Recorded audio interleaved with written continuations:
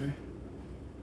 She no like he galanati, but she go chop am if you give am cucumber. Waka for trans samadi, till her leg big me shake her with a locumba. Baby make I give you solid. Make I even mix am with an and I walk bow. No tell me day. Day. She dey feel like da da da da da da. She dey feel like da da da da. She dey feel like da. There we go. Should be all nice. Should be all good.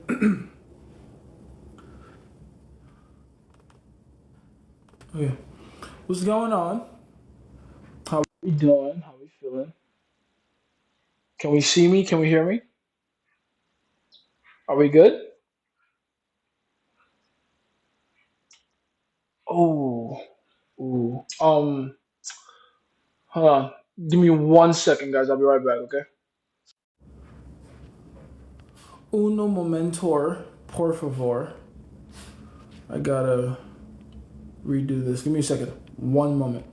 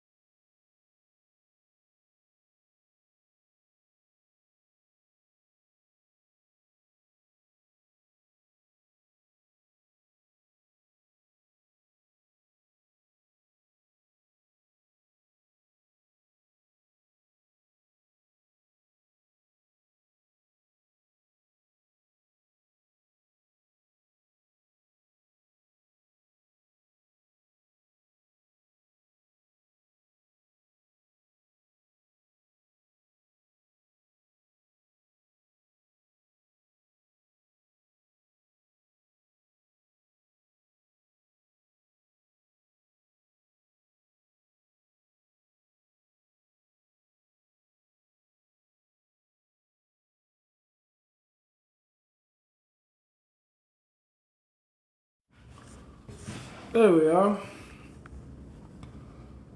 Excellent. Can we hear me? Can we see me? Are we good? There we go. User XXX is first today, I think. Well, the locks is second. Wagwan, bro. How you doing, man? Abubakar is not first, is third. East side is fourth. Yeah. How you doing, man? You beat Philip. That's true. Is Philip even here yet? I don't think Philip is here yet. But you know, that's what's up. Let's see. I'm echoing. Am I still echoing right now or no? Let me know. Got better? Okay, good. That's good. That's good. Hey, what's going on, Polly? How you doing, Casanova? Let's see. Bonjour. It's good morning. It's morning where you are. How you doing, man? How you doing, Peter? What's up? What's good, Ryu? All right, the boys are here. You guys already know what it is. It is a beautiful Sunday, the Lord's Day. And yeah, decided to pop in and say hi. It's been a while. Shit, it's been a while. I've been locked away in my world, doing God knows what. Literally, God knows what. But yeah, I'm back out here into civilization. Came to say hi. Came to help the boys out because I know there's a lot of people that need my help. So I'm gonna do the best I can. Funny how we run into the live like caddies ready to feast of wisdom. Ready to feast on wisdom? Yeah, that's exactly the point, man. That's exactly what I'm here for. Come, my children, come and feast. Kaide Jason Prayer to be Yoruba-fied. Yoruba-fied is a word I'm gonna start using in my everyday life. I'm literally not even kidding. Yoruba-fied, Igbo-nized, and Hausa-ized. Edurized. Edurized is something I actually heard when I was like a much younger kid. My mom's side of the family is from Edu, so yeah, I heard that one a long time. What was that other one? It was the one for worry something. Worry if you get it. That's the one. That was also funny. Where the jollof Jesus at my mom's place. You know what it is. That's where the jollof is at for me, at least. It's mama's place. That's exactly where it's at.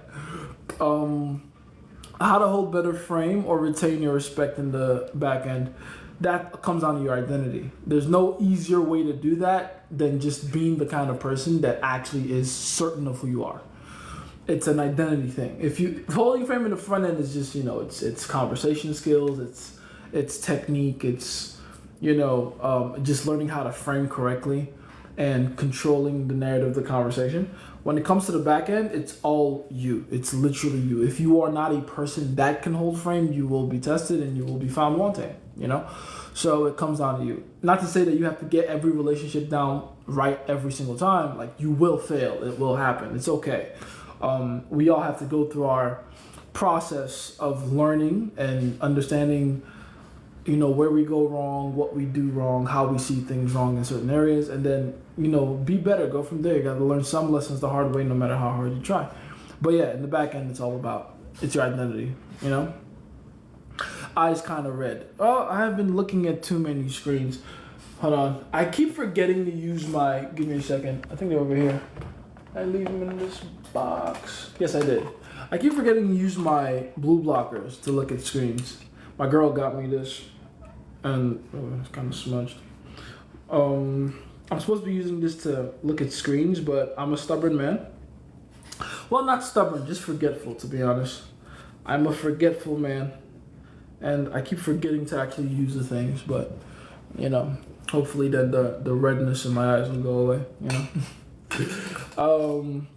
What's good, y'all? How you doing, Neb? How you doing, baby? What do I do when she finds out about my Reddit account? What about it? What's on your Reddit account? I don't know how Reddit works. I've never really used Reddit. The only thing I know about Reddit is, I guess it's like a Q&A site or something. People ask questions, other people answer them. I don't know much about, so what are you doing on Reddit though? What's so bad about your Reddit account? What's on there? What about your identity? Just being firm in it, not being shoved around. It's not just the not being shoved around part, it's the sticking to who you are. Right? It's sticking to your own personal standards, values, etc. This is why the beginning of the relationship, the front end, is important, because that's where you set all the expectations. But then the back end is where you fulfill all the expectations. The front end is where you make the promises. The back end is where you deliver on those promises. And hopefully and ideally you over deliver so that you can really take away the possibility of buyer's remorse down the line. Right? That is to say, you don't want her to regret her decision later. But the point is, it's about, if whatever the hell it is that you claimed you were in the beginning, you got to stay consistent to the end, the back end. And the core of it, not necessarily just certain behaviors or certain things you like to say or think. It's a belief system that you have. It's a, someone has actually asked me a similar question. Well, not a similar question, but if at all you're thinking about this question for later, the question was, if you need to stay firm in who you are, then is it a bad thing if you change later in the relationship? And it's like, change is inevitable. We're all going to change as we go. That's kind of how time works. But if the change becomes so drastic that you begin to fail who you were in the beginning, as in you begin to do things that are contradictory to your original belief system without any actual concrete reason for doing so, then that change is not the good kind of change, right? You want to change in a way that makes sense. You want to change in a way that has like a timeline, a story, and a reason for your transformation. I kind of touch on this when I talk about like the science of breakups, right?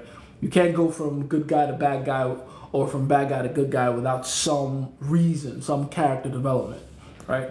So that's really the point to it. It's like you got to stay firm in your belief system, and if at all you do change later, it has to be for a reason that is congruent to your belief system. And again, it's not that there's this certain things you should and this certain things you should do or shouldn't do. It's like whatever it is that you claim you want to do, stick to that. So for instance, someone asked me before, is it bad, this is a very funny question, is it bad to twerk in front of your girlfriend, right? Is it bad to throw ass and get down in front of your girlfriend? And I said, well, did she know you as the kind of person that would throw ass on her in the beginning of the relationship? If the answer to that question was no, then probably not a good idea to start doing that for no reason, because that's a complete mismatch to who you've presented yourself to be originally. But if in the beginning of the relationship, you and her jerked around like that, you were throwing ass on each other, and that was your little love language, then it's okay to do it. It's okay. Like, that's who you presented yourself to be. You're the man that throws ass. It's okay. Just stay firm in that is the point. Does that make sense? I know, silly example, silly question, but that's kind of the crux of it. You feel me? Let's see. Oh, I gotta scroll back up. There we go. Are the self-belief mantras and mindsets you give us meant to demonstrate attractive behavior subconsciously? Yes. What attracts women to you, whether you believe it or not, ultimately is your belief system. You know, I can give you like the technique, the scientific reason, and the things you have to do manually, but ultimately the best way to move through the world is automatically, not manually, right? Is allowing your belief system to dictate your behavior and your decision making. All those things that I gave you, the mantras, the mindsets, just the way of looking at things. When I say stuff like you have to believe of yourself to be the exemption to the rule, when I say stuff like that, I really mean for you to believe that so strongly that every decision you make in your life is from that place of being the kind of person that indeed is the exception to the rule. Because I won't need to teach you how to be confident if you just believe you're the exception to the rule. If you believe you add more value to her life than she does to you. If you believe truly, strongly that you are the person that is representing that, not just the greater value, but the greater position in her life. If you believe that before you walk up to that girl, all your behaviors and your decision making will be surrounded and inundated with that particular thought. That's how it'll work, you know? A lot of guys I'm talking to girls, she found with her coworkers. What? A lot of guys I'm talking to girls, she found. I have, maybe that sentence was structured incorrectly. I don't know, but you might want to rewrite that for me. Came up with a bit of ease, not really rich, but I had it easy a bit. 23. Now can't focus. If you overpromise young, wait, I'm guessing that's a different question.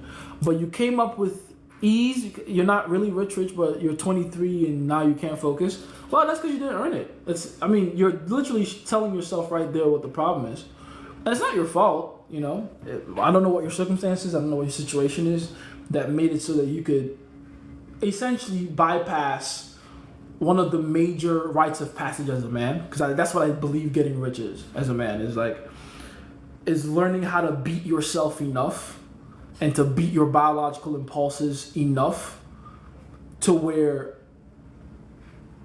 you get to a certain goal. Let's just call it that to simplify it, right? That's what getting rich should represent. You know, in most cases, that's what getting rich should represent. To be rich means that you have reached a certain level of discipline that most other men are too scared to reach. So for whatever reason, you got rich without having to have that certain level of discipline, you've kind of cheated yourself. But again, I'm not saying it's your fault. I don't know what your situation was, but you are definitely missing something. And if you feel like, and this is, by the way, this is not me trying to, single you out or anything. I get clients like that all the time. They all say the exact same things, right? Not knowing what to do with themselves, not having a purpose. They hyper focus on the wrong things for a long period of time because, again, a lot of money, a lot of time. They bought back their time, but they don't feel like they've actually earned it. This is what I always say. You feel that imposter syndrome because you didn't earn it, and that's okay, but now you got to do things to earn it, though. You have to do things that require great deals of sacrifice from you to be able to earn or believe that you have earned the position that you're in now, right? So go do some hard shit, and go do a lot of hard shit, and the harder the better. Like, really push and challenge yourself, and try your best to not use your money as a shield or a shortcut to accelerate past the points of pain, because the whole point of an initiation process or a rite of passage is the pain you feel, is the pain you go through. That's the entire point, right? So if you can be disciplined enough to live your life in a way where you embrace the pain, then you'll be fine. You'll do okay. Let's hear about the Supervillain Academy. It's a fucking cool ass community where I get to talk about shit that I can't talk about here. That's really what it is. It's a place where I can actually be a supervillain, like the evil piece of shit that I know I can be. It's dope. If you want to go check it out, link in bio. It's literally like pennies, so get in there. If you overpromise young out of impulsivity, broke up, can you get her back? You can, but that will require not just a change in your approach to her, but a fundamental change in you. Because you got to ask yourself, why did you overpromise? Right? This is a big problem a lot of men have. And this is not just a problem in dating either. It's a problem in dating. It's a problem in careers and business. People do a lot of overpromising and under-delivering. There's nothing wrong with promising a lot or promising too much. You just got to decide that you're going to over-deliver on your promises, because then that's what makes the promises you made worth it to the person that believed those promises. You feel me? You can't, and really understand this. Like I'm really gonna emphasize on this because I feel like very few people will understand this, but those of you that do, this will literally change the way you approach not just relationships but life in general. You have to get to the point in your life where you're not okay with having someone else, whatever other person that you do some kind of transaction with on any level, relationship, monetary, business, etc. You want to get to the point where whoever you do a transaction with, the other person, you're more concerned about their experience than yours. That's where you want to be. You want to be so concerned that they had a good time doing business with you. Right? Let's take it to like relationships specifically. The last thing you should want to hear, right, whenever you're dealing with a girl or whenever you've dealt with a girl, is for that girl to say or feel like she didn't get as much out of the relationship or as much value out of the relationship as she initially thought. Like, it's one thing for her to say, I didn't get as much as I gave him, right? That's one thing. That's an expectations issue, which is still your fault. But it's even worse, in my opinion, if she says, I didn't get as much out of the relationship as I thought I was originally going to. That's terrible. Because that means you're a liar. That means you're a fraud. That is essentially what a scam is, right? I keep telling you guys, there's only a very thin line that separates a scam from a legitimate business. A legitimate business, make promises, deliver on the promises. A scam, make promises, don't deliver on the promises. That's literally the difference. So just being able to go that extra mile and not just deliver on the promises, but ideally over deliver on the promises, that takes away the chances of the other person having buyer's remorse and regretting doing the transaction to begin with. And that saves you not just so much trouble, reputational damage, etc., but it makes it so that you can do transactions again, right? That's what makes girls stay with you. Like, really understand this. if you see me talk about the women in my life that have been with me for years, you want to know why they're doing that? You want to know why they're in my life for years, and they know I have other girls. Some of them know each other. They became friends through me. Why are women willing to share me? What is that about? It's very simple. Because in their minds, they're getting an over-delivering on promises I've made years ago. Which is why they're more than happy to stay. It's a no-brainer. It's a no-brainer. What I'm delivering them in terms of value is up here. The expectations I set for them in the beginning, somewhere around here. Which is still pretty higher than most guys, right? Most guys are like around here. But then most guys, even though the expectations they set are around here, they deliver at this level. I deliver at this level. That's why they're okay with all the bullshit. Oh, he has other girls, whatever. Oh, he can love them and appreciate them. Because some of them, when we start out, they'd be like, oh, the other girls are side chicks, right? No, I fully am in love and committed to them too. What? How does that make sense? But they still find a way to be okay with it. Still find the fucking way. Because I over fucking deliver. Right? If you bring that kind of mindset into all areas of your life, you're going to see such tremendous growth and happiness. It's not even going to be funny.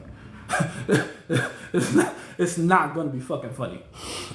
What were those promises you verbally or non-verbally said? Honestly, that's not something I shouldn't even tell you because it's not going to benefit you because those are personal to me. Those are like the things about me that are unique to me. Those are the things that make me special. In business, we call it the unique value proposition, right? It's the thing that separates you from everyone else in the marketplace. And in general, think about it like this.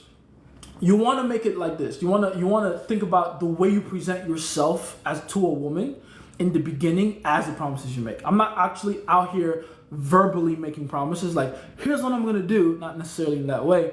I'm saying more like the way you present yourself to her.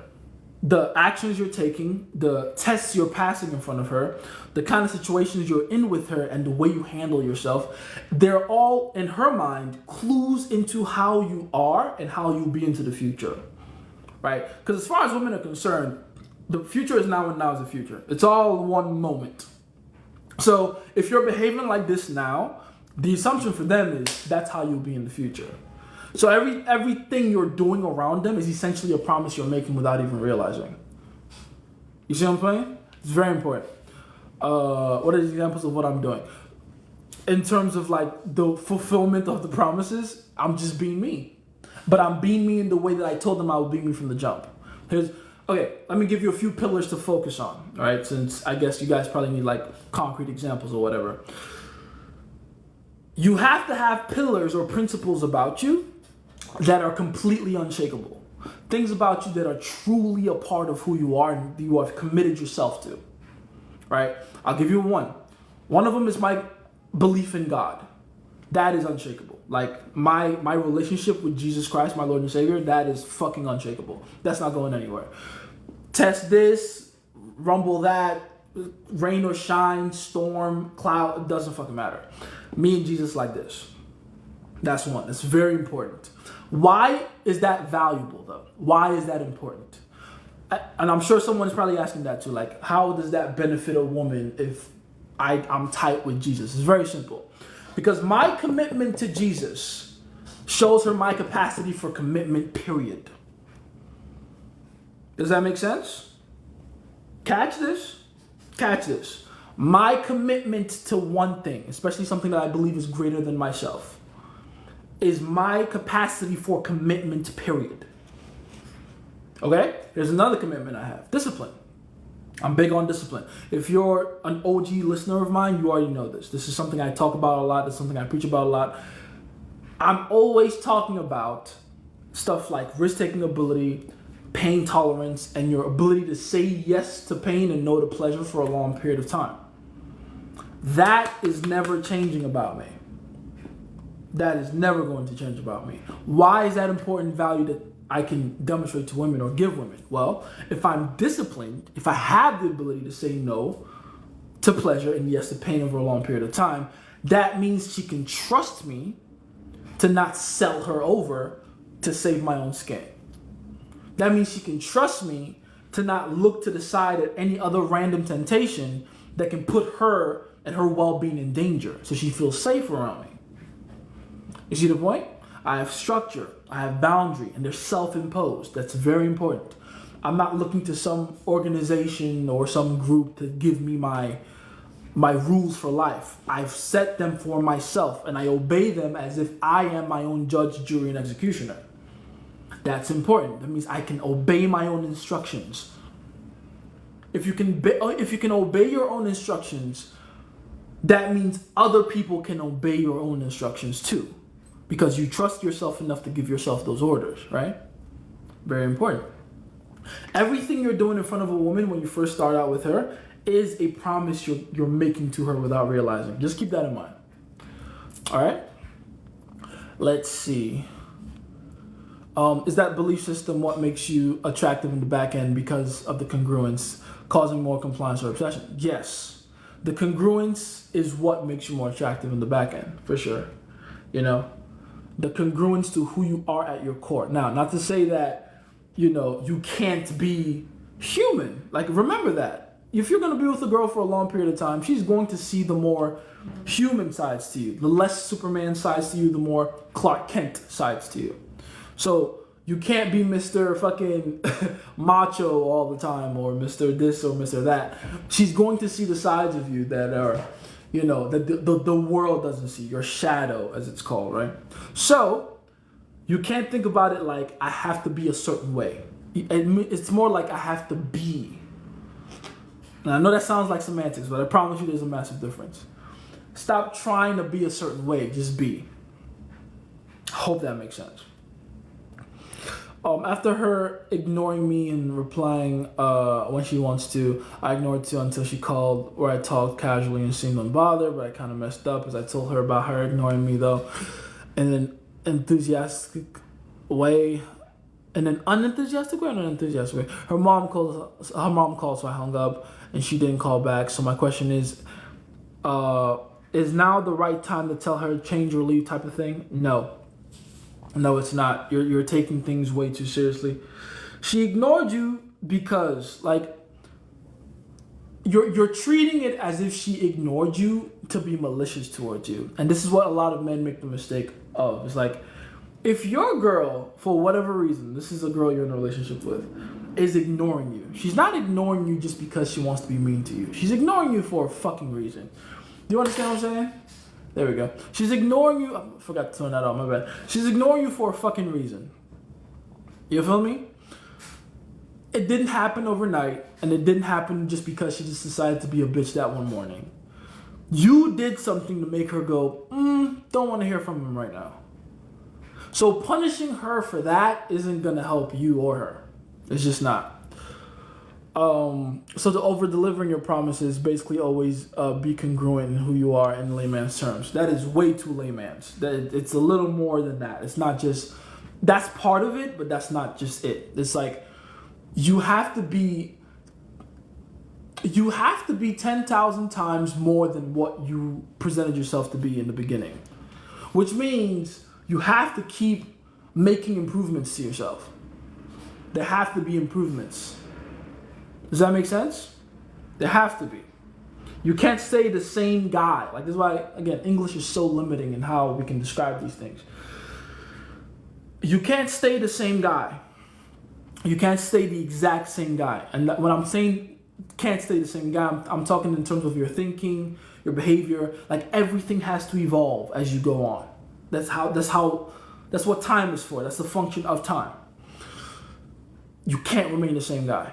But you have to stand firm in your identity. Someone out there is going to be too dumb to understand the difference. And I hate to sound condescending, but I don't know how else to explain it any simpler. So let me try, but let me really try. When I say stand firm in your identity, I'm talking about your core belief system. I'm talking about that which is actually important to you.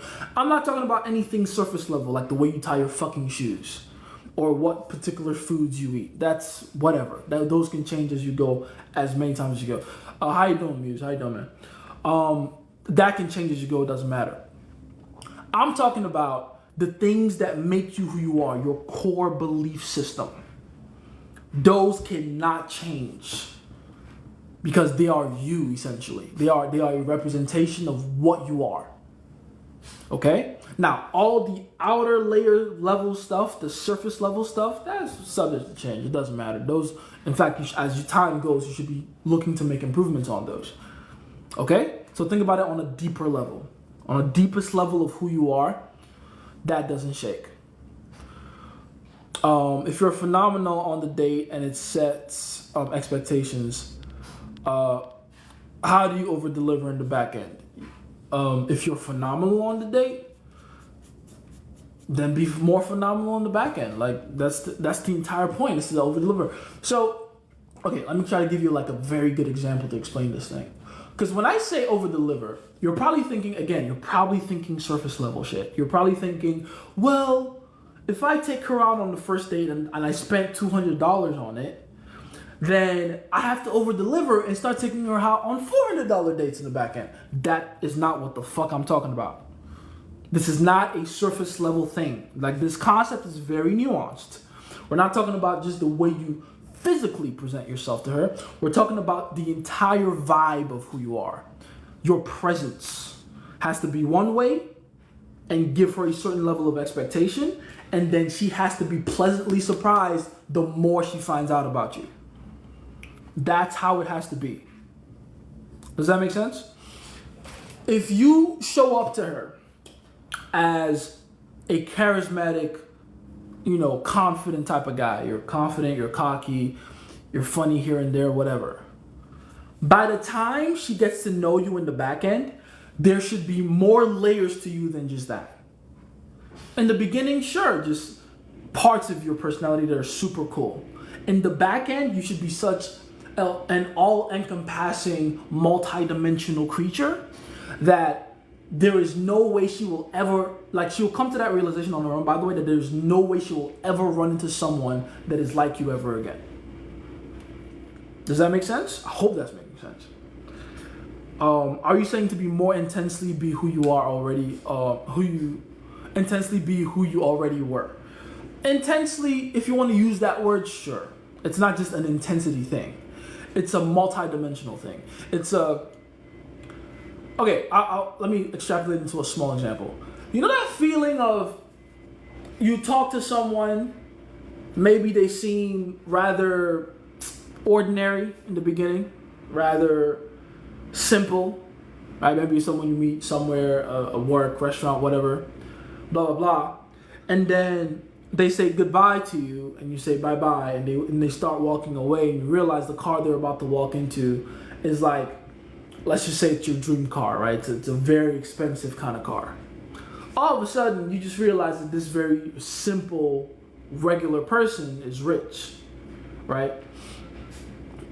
And now that makes you realize, oh, maybe this person isn't that ordinary. Maybe there's more to this person than I originally suspected. You see that kind of thing? That feeling you have of like, oh, interesting. This person was mildly chill before, but now that I know what they're capable of, now they're even more impressive. It's like finding out someone speaks a certain language, or a second language, or a third language, or a fourth language. It's like, interesting.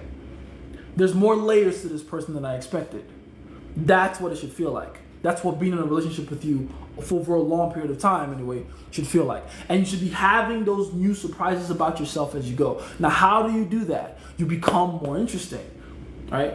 There's improvements being made. You're advancing in every area, right? That's how it happens. That's what I'm talking about. That multidimensional thing, isn't that something that manifests itself naturally? Fuck no. I would hope to God that's how it'll be. Like, to be multidimensional is something that happens naturally, but let's really be honest. Let's look at most people in the world today. Would you say most people on this planet today are truly interesting multidimensional people? No. Most people don't have any fucking depth. Depth meaning you become... Oh, look, we said the same word at the same time. Depth meaning you become a mystery that needs to be explored. Exactly. But, again, you're a mystery worth exploring to begin with. right? There's enough of a curiosity and mystery element in the beginning to make her want to explore, and then as she makes the decision to invest time and energy to explore, she's pleasantly surprised and handsomely rewarded for it. That's what it should feel like. That's the entire process of it. Imagine spending all your time playing a video game, right? And maybe originally you thought, one, the video game wasn't even that good, or two, at least even though the game isn't that good, the price for winning the game in the end is about $1 million, right? So it's about 30 hours of combined work for playing the game, and then you win $1 million in the end. And then you get done playing the 30 hours of this mildly interesting game, like not that great, and then it's like, congratulations, you've won the $1 million. Except if you read the fine print, there's actually some terms and conditions to how you win the $1 million. And it turns out you can only win the $1 million if you're over the age of 60. If you're under the age of 60, you only get 50,000. You know how cheated you would feel in that moment when it's like, I spent all this time playing this bullshit game, and now what I thought would be at least the fucking reward at the end of it, I didn't even get.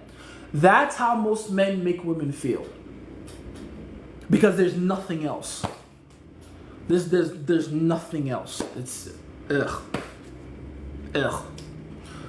Most men are tapped out after the first 3 months of a relationship. You know everything about a dude after the first 3 months for most women. Real talk. No interest, no mystery, nothing. You gotta over deliver. You gotta be more than that. Yeah, hear me? Let's see. Have you heard of the 24 Laws of Seduction? Apparently it was published before The Art of Seduction. Oh, really? Interesting. Have your girlfriends met each other yet? How do you achieve that without them being violent? Without them being violent is such an interesting way to put it. But nah, I'm never worried about the possibility of violence. If anyone has the capacity for violence, it's me. But yeah, that's why I'm not worried about it. If you have to worry about your girls being violent if they meet each other, I would say that's more of a fucking, like the category and quality of women you're meeting problem. Because the kind of girls I date, violence would never be the way they would go about destroying each other. If anything, they'd probably use like reputation destruction, gossip, innuendo, this kind of things. The kind of girls I date don't think violence is gonna be like the first thing they use, you know what I mean? But not to get too nitpicky about the whole thing, it's not something you gotta worry about, honestly. You let them worry about that shit. Like, you let them deal with the emotions that come with coming face to face with someone that they're sharing their guy with. It is what it is. It's none of my business. That's for them to figure out. But it was banned by feminists for being too good. Oh shit, they're banning that? Really? That's good. Then it's a good book, I guess. Bay is looking fresh. Oh, thank you, Pookie. To really believe those mantras, is it mainly meditating to them and repeating them to yourself daily? The method doesn't matter. You can meditate if you want to. You can repeat them if you want to. But you have to move through the world with those mantras playing in your head all the time, and with you thinking front and center about those. Like, I would literally ask myself every time, if I were you, if I were the kind of person that believes that I am the exception to the rule, what would I do in this and this and that situation? Like, before you make any decision. I'm talking about the smallest decisions. You wake up in the morning. How would someone that believes that there's the exception to the rule stretch out of bed? I'm not even kidding. Like, really get that nitpicky about it. And then all of a sudden you find yourself making massive changes in your life. Like, oh shit, I probably shouldn't do that. Probably shouldn't do this. Probably shouldn't go here. Probably shouldn't talk to that person anymore, because they don't help me to see myself as someone worth making sacrifices for. And then you go from there. But like, it's more the practical application of it in your life that gets you faster there, Jung has helped me so much with congruence. Every area of my psyche feels interconnected. Good, very good. How you doing, King Henry? I appreciate you, man. How you doing? By the way, testing that congruence by then practicing game is so good, feels great. Exactly. Yes, this is why game is so important. There's nothing that'll teach you the importance of congruence like game would. Because women punish you for not being congruent, and in the trickiest ways, right? The beauty of women. This is why I love women so much. The way they punish you, and this is part of why game is hard to learn for most men. Women do this thing where they throw you off their scent.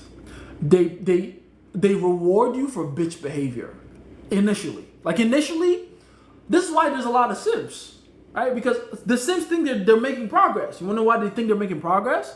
Because women, by biological design, are, not to be redundant, but they're designed to give men positive reinforcement when they're doing the wrong thing. That's what women do. That's the beauty of them. They'll tell you that bad thing you're doing, yeah, that's the right way to do it. But then at the end of the day, when you try to, poke at the back of her, you try to poke it in there, she'll go like, not tonight. Every time. So there's a lot of men out there like living these fucking bullshit lives. And I laugh at all of you, every single last one of you. Obviously, I'm here to help you, but I will still laugh because it's funny. There's a lot of men that have the audacity to come out and tell other men how to exist with women. But if you look at their lives, it's like, your women don't even fucking respect you. It's just you're so dumb you don't even realize it.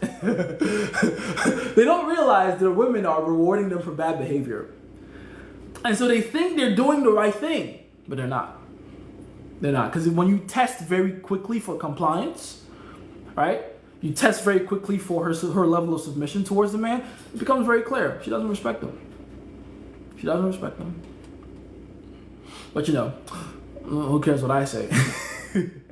Yeah, don't get fooled by that initial reward of the behavior. And by the way, they do the opposite, right? Not only do they reward bad behavior initially, and then, reward bad behavior initially and then punish it later. They punish good behavior initially and then reward it when the rest of y'all ain't looking. Right? That's what they do. Like all the guys on the internet that all the women are telling you, this guy, they're pieces of shit, they're assholes. You should see their DMs. You should see my DMs. Like, if I wanted people to commit suicide, I would just fucking post my DMs. It would shatter them. Anyway, Jace, how would you approach in large crowds, especially when they constantly walking past you? I would say a good way to go about it is walk with them for a second. Like, literally. If you want to do that, I mean, I'd rather, like, especially if it's a crowd of girls, it's better to approach a set when they're stationary. Just duh. But yeah, you can do the whole walk with thing, isolate one girl, say something to her, but make sure the thing you say to her is so, like, attention grabbing initially that she might even decide to stop, and then the rest of her friends stop. We want to see your DMs, dump them in the group chat. Absolutely fucking not. Another rule to game, right? Very, very interesting rule to follow in game is discretion, right? Why would women fuck with you when they know that you can't keep it a secret? Why? Every major G out there, every pimp, every player, they'll all tell you the same thing. There's a reason discretion is held so highly, right? Like, discretion is everything. That's how regular dudes can get away with fucking celebrities. That's why it happens, because those guys know how to shut the fuck up.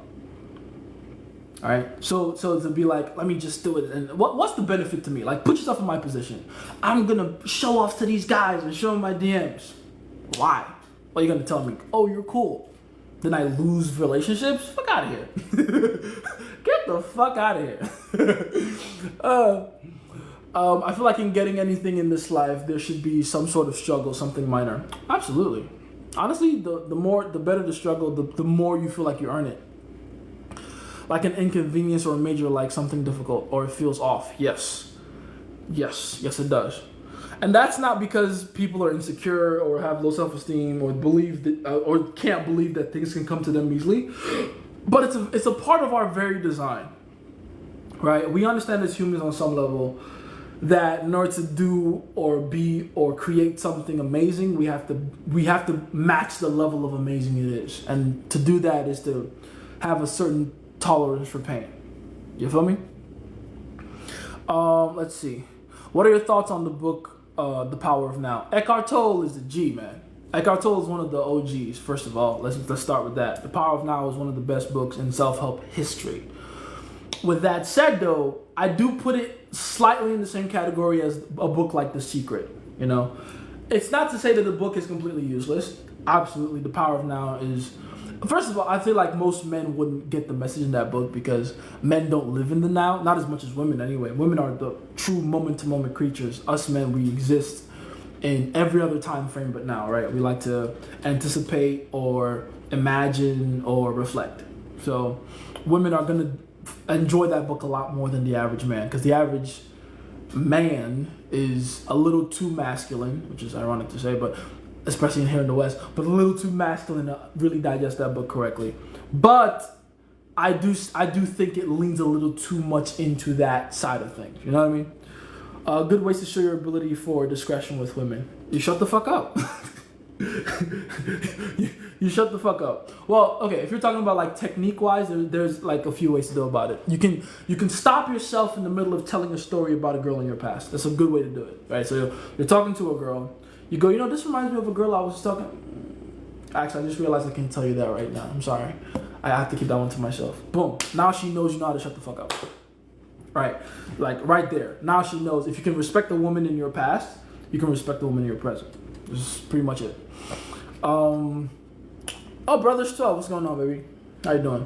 But, oh yeah, Power of Now, Eckhart Tolle. Cool book, great book. Just a little too far to the woo-woo side of things. You know what I mean when I say woo-woo? Like a little too up in the clouds, let's just say. Not enough grounded reality. Not to say that it must have some grounded reality, not to say that. You know, I do understand the purpose of living in the clouds from time to time. Trust me, I do. But, yeah, just a little bit too much in the clouds, you know? Have you read Becoming Supernatural by Dr. Joey Dispenza? No, I have not, but I have seen the recommendation on my Audible. So I might check that out. I might give that a listen, see what's going on there. Pretty delusional to think you would get the exact value of promise when purchasing something. You think that, Mysticans. You're a smart guy, by the way, Mysticans. And you think that because you're smart. The average person is a fucking dumbass, and they actually believe that. And that's the point. That's the fucking point. The average, like, have you ever seen those memes on the internet where they have, it's usually girls that like these memes, right? They have the girl that's advertised like on Amazon or wherever they're getting the fucking like dress from or whatever. Like, here's these pants, here's how I look in it. And then to the side would be like, here's actually how it shows up in reality. And it's a regular girl that bought the product wearing it, and it looks nothing on her like the girl that's advertising the dress in the ad. And I'm like, no fucking shit. You don't have her hips. You don't have her hourglass shape. You're not as tall as her. Of course it's not going to look the same on you. You are 110 pounds. That girl is full-bodied and curvy in the right places. What the fuck made you think you would look the same in the same dress? But this is a meme. Like, really go and Google this shit. It's a very popular fucking meme that girls share with each other. And it's gone viral many, many times over. It's probably on Facebook right now as I fucking speak. Right? Because they really, like, in their minds, they all relate to that. Like, for them, that's relatable. Like, oh, girls, we can all relate on this fact that we've all experienced getting something online that didn't look exactly on us the way it looked like on the model. And it's like, no shit. You thought that would look the same on you? Wow. That's a level of delusion even I aspire to. Shit. It's crazy. Todd V said a similar thing. If or when you break up with a girl, leave her in a better place when you met her. Shout out to Todd V. I fucking love Todd V. Shout out to Todd Valentine, one of the OGs in the game. What were those promises? I already answered that one. And remember, the promises are never verbal. It's the way you present yourself. Let's see. I found your other account and I like the way you think. Respect, man. 10 toes on your views. Hey, I said what the fuck I said. The beauty of me and the way the internet works is that, you know, I fear for the day they create the chips in the brain thing where you can just think something and it goes out to the world like that. Because I like that buffer.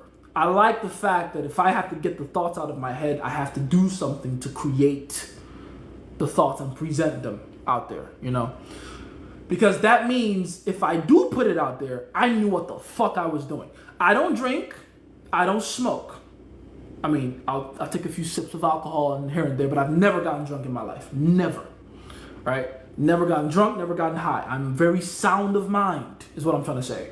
Which means if I said it, I really fucking thought about it. Like, I do not put shit out there that I don't really have to defend. Because I've really thought about it from every angle. Right? So that's why I can stand 10 toes down on it. Like, hell yeah, I'm going to stand 10 toes down on it. You haven't thought about it as long as I have. All you did was see a video, get emotional, type of comment. Good for you. I've had to sit. Some of these ideas you see me put out, I've had to sit with for months. Just, okay. What the fuck am I about to say? Is this real? Does this make sense? All right, I'm going to test this, test that, practice this, practice that. With my other account, the one you're talking about, I'm guessing you're talking about like my last scandal on there. What was my last scandal on there? What was it? I've been through so many of these things now, man. I gotta fucking... Oh, it was the slavery one, right? Yeah, I think it was the slavery one. That was like a really big one, like last year or some shit. I said something that... What was I say? I was like... That was when I was talking about the amount of effort it took to create slavery. And how I looked at all that and I'm like, these guys, they put in so much effort just to come and get slaves. It makes no sense to make me believe that they did it just because they really hated black people. It was clearly a financial incentive, which means slavery wasn't a racism problem. It was a greed problem. That was my entire point anyway. And motherfuckers was like, because I was like, I'm not mad at slavery because I understand it. That was the hook I used, right? I'm not mad at slavery because I understand it. It wasn't a racism thing. It was a greed thing. And every fucking race at some point has had greed with it. And motherfuckers were in my comment, you're defending slavery. Brain dead comments. I said, that's what I said, right? It's like, I've thought about that. I grew up in Nigeria. A lot of these people commenting have never even been to a fucking slave camp. I grew up near one. I grew up in Lagos, Nigeria. Badagry is literally 2 buses away from me. Those of you that live in Lagos, stay online. Oshodi Saleh. Hold on, I'm tripping. Mile 2, 15-hour bus. But this is back in the day. It's probably more expensive now. 15-hour bus from there, Oshodi Saleh. Oshodi Saleh. Out of the mainland into island. That's when you get to Maryland, you know, Ikeja, Ajari, all those places. From there, another 150. Enter Badagry. Badagry is the beach that the Portuguese would port their ships to carry slaves from. And there were slave camps all around. All the fucking round. So when I said the shit I said, I'm saying that from a fucking... These are ideas I've pondered upon for fucking years before I came to my conclusion. And realized, oh, okay, this is why I'm not mad at it. It's not a racism thing. It's a greed thing. I get it. It makes sense now. It makes sense.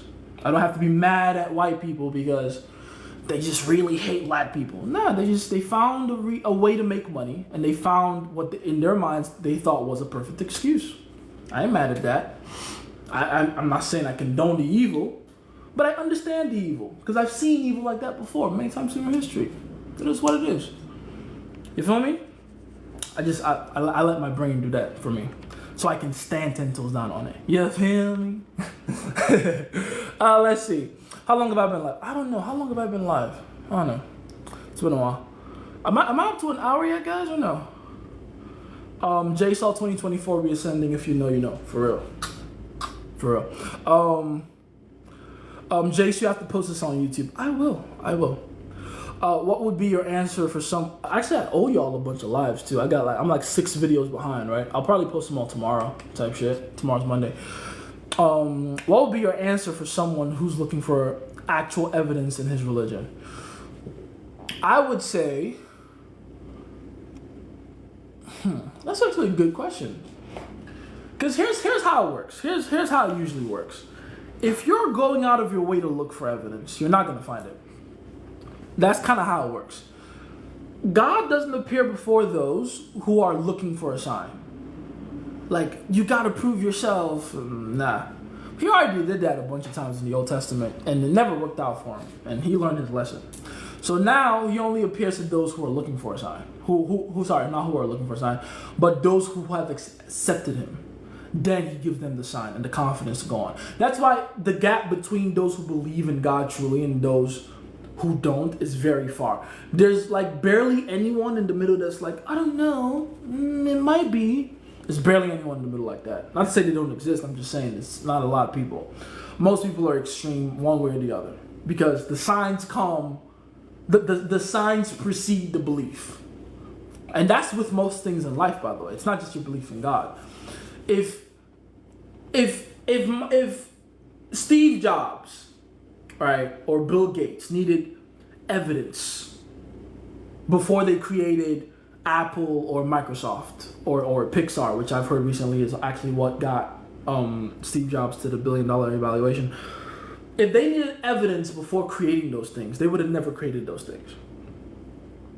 Usually the evidence comes when the belief is already there. So you have to believe, and you have to believe delusionally, and then the evidence will come, and then it'll just, to say it in the simplest ways, it'll put a stamp on your delusion. That's how it works. You feel me? Can it be harmful to have too many rules for yourself? Absolutely. What? How many times have I told you guys I don't like rules? I like laws. I don't like rules. The universal laws, obviously, not these goofy man-made laws that make no sense. I like those because they're precise. There's a formula to them. They're mathematical. There's accuracy and precision to them. I don't like rules because rules are always, usually created out of circumstance or the unique situation you happen to be in, right? If you live in the house where you have a problem of rat infestation, then you probably come up with rules like don't leave cheese on the counter before we go to bed because we might have rats on our counter by the time we wake up tomorrow. That rule wouldn't exist in a house that didn't have a rat infestation problem. You see what I'm saying? So the rules are only ever in context. They're only ever circumstantial. That's why I fucking hate them, because what if the circumstances change? And why not do something and apply a higher level law to change the circumstance as opposed to manage the symptoms with rules? You see what I'm saying? That's why I hate rules. But, yeah, it can definitely stifle you to have too many rules. I'll give you an example. Just to relate it all back to dating. What's that one goofy rule these red pill motherfuckers be using? I forget guys, give me an example so I can disprove it. Any of these red pill rules. It doesn't really matter which one. I'll disprove it right now. It doesn't matter because they're all goofy and they're all circumstantial. What's the fucking rule? If she doesn't pay for her half, this is a good one. If she doesn't pay for her half on the first date, or she expects you to pay for everything, she's a gold digger. Cut her off. Have you heard this rule? Have you heard some guys out there perpetrating this dumb shit? Now, I understand why the rule was created. And honestly, I understand why every rule is created. But that's why I know they're goofy. The rule is created because laymen, right, foolish men, are very tired of getting taken advantage of by women. So they create the rule to stop the possibility of them getting taken advantage of. Which, again, very fair. Very fucking fair. I understand it. If my problem is I don't want to get taken advantage of by women anymore, absolutely I'm going to cut off the chick that doesn't pay for her half on the first day. Fuck that bitch. But here's the problem. Here's how you see things from a higher angle, a higher point of view. Whose fault is it that you think like that? Why do you think that a girl not paying for her half on the first date automatically means she's taking advantage of you? Why is that the assumption? Because are there examples of girls who didn't pay for their half on the first date or didn't pay at all and then ended up being amazing fucking girlfriends to those guys? Absolutely. I got a bunch of those. Literally. Have I ever paid or split a first date? I don't think so. No. I'm gonna say never. I'm gonna say 99% of the time, even though I literally cannot come up with a fucking scenario in my head right now where I did split the first bill. I don't ever do that. I always pay for everything, every first date. Beautiful fucking relationships out of it. Have there been shitty ones? Sure. But I'll tell you right now, those shitty relationships didn't happen because I didn't let her pay for her first half. It was incompetence in other areas that I had. Right? So, and that's the point. I'm good at figuring out where the problem is coming from. So I don't need to use rules to patch up my fucking game. You see the power a real game has when you have it? It's pretty fucking dope. It's pretty cool. Yeah, so be careful with them fucking rule shits. You set the side hug etc to not be predictable, will not be with hot, beautiful tens in the beginning, but to side hug etc. Also, you said on the first date, go for a kiss on the cheek or neck. Are you sure you're talking about me? Also, you said, are you sure you're talking about me? Oh, or grab her hand and get up and hug her and place your hand on her neck. And you're talking about like the entire process to actually getting to the sex location. Yeah, okay. I guess so which way do you go about it? Which scenario is for which, etc. So, okay, you're talking about several different things there, though. You're not talking about just one thing. You're talking about, like, they're all front end, which is good. At least they're all curated there. But you're talking first about how to escalate sexually, right? That's one thing. The other thing is about unpredictability around women. And generally, the things you have to do to create tension and make them excited to be around you. That's for the most part, the first thing you got to do before you get to the point where you're sexually escalating. You can't begin to sexually escalate if you don't actually have attractiveness in your eyes, right? You have to be attractive. What is attractiveness all about? Being the source of tension around her. First of all, like that's one thing you got to do. Be a source of tension. Be unpredictable, right? It's not especially when I'm talking about tens, beautiful women, desirable women. Desirable women are bored. Right? The biggest mark and difference between desirable women, ultra desirable women, and regular women is that the ultra desirable women have seen all the tricks, all the predictable things men do to try to get in their good favors. They're bored of that shit. They're looking for someone that pushes back. They're looking for someone that has the capacity to disagree with them and offend them a little bit. You know what I mean? That's why I tell you guys, increase attention. Achieve psychological position over them. But after you've done that, what you're talking about when it comes to like the neck grabbing, the kissing, all that other stuff, that's for sexual escalation. That's an entirely different piece of advice. But so make sure you're properly contextualizing these things, okay? Remember that. By the way, I like your reference of faith to the Bible. Thank you. The best place to learn about faith is the Bible, right? Faith is the substance of things hoped for, the evidence of things not seen. Amen? Let's see.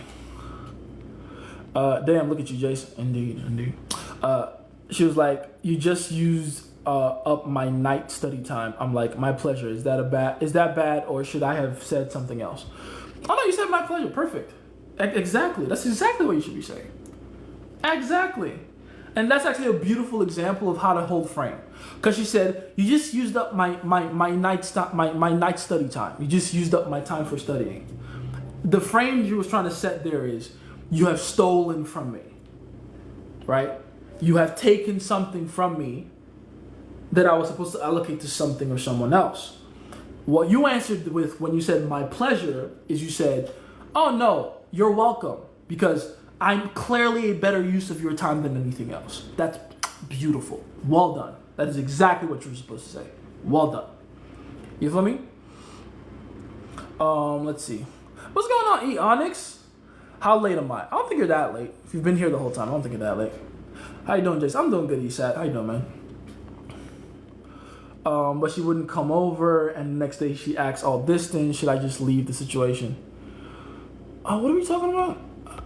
I'm guessing there's stuff you wanted to say before this point. Fart Farm. Fart Farm is funny. Fart Farm 01. I'm guessing there was stuff you said before those last two parts, so write them again, please. Can you talk about how relationship boundaries can be mistaken for mistrust?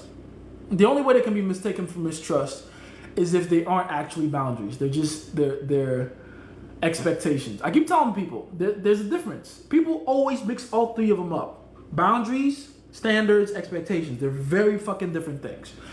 And this is the simplest way to understand the difference. Boundaries are for you, and so are standards. But standards are self-inflicted. Boundaries are a way to protect your integrity against other people. Right? Expectations are what you try to require of others, are the standards that you require of others. Which, in case this isn't clear by the way I'm saying it, doesn't really make any fucking sense, right? Especially if you misuse it, right? You can set a standard on yourself. You can set a standard on your relationship. Perfect. You cannot set a standard on the person that you're in a relationship with, because that becomes an expectation and you can't control that shit, right? You cannot set a boundary around the relationship. You can give the relationship structure, right? You can give the person you're in a relationship with discipline, but you cannot set a boundary around the relationship, because then that's not a boundary. That's just you trying to do things to get your partner to behave in certain ways that relieve you of anxiety. I'll catch you right now in case you're wondering, what did I do? What's the one I did just now? Whatever it is that you ask your girl to do, right? Really sit down and ask yourself, did you ask her to do that or not do that thing, right? More than likely not do that thing, because you wanted to keep her safe and, give her discipline and structure, all those things? Or is it just because you don't want her doing things that in your mind make you feel like she's trying to replace you? Be honest. Be honest with yourself. Be honest. Are you telling her what not to do because you're scared she'll replace you, or you're scared she'll destroy the integrity of you and the relationship you're in? You gotta be honest now. Be honest.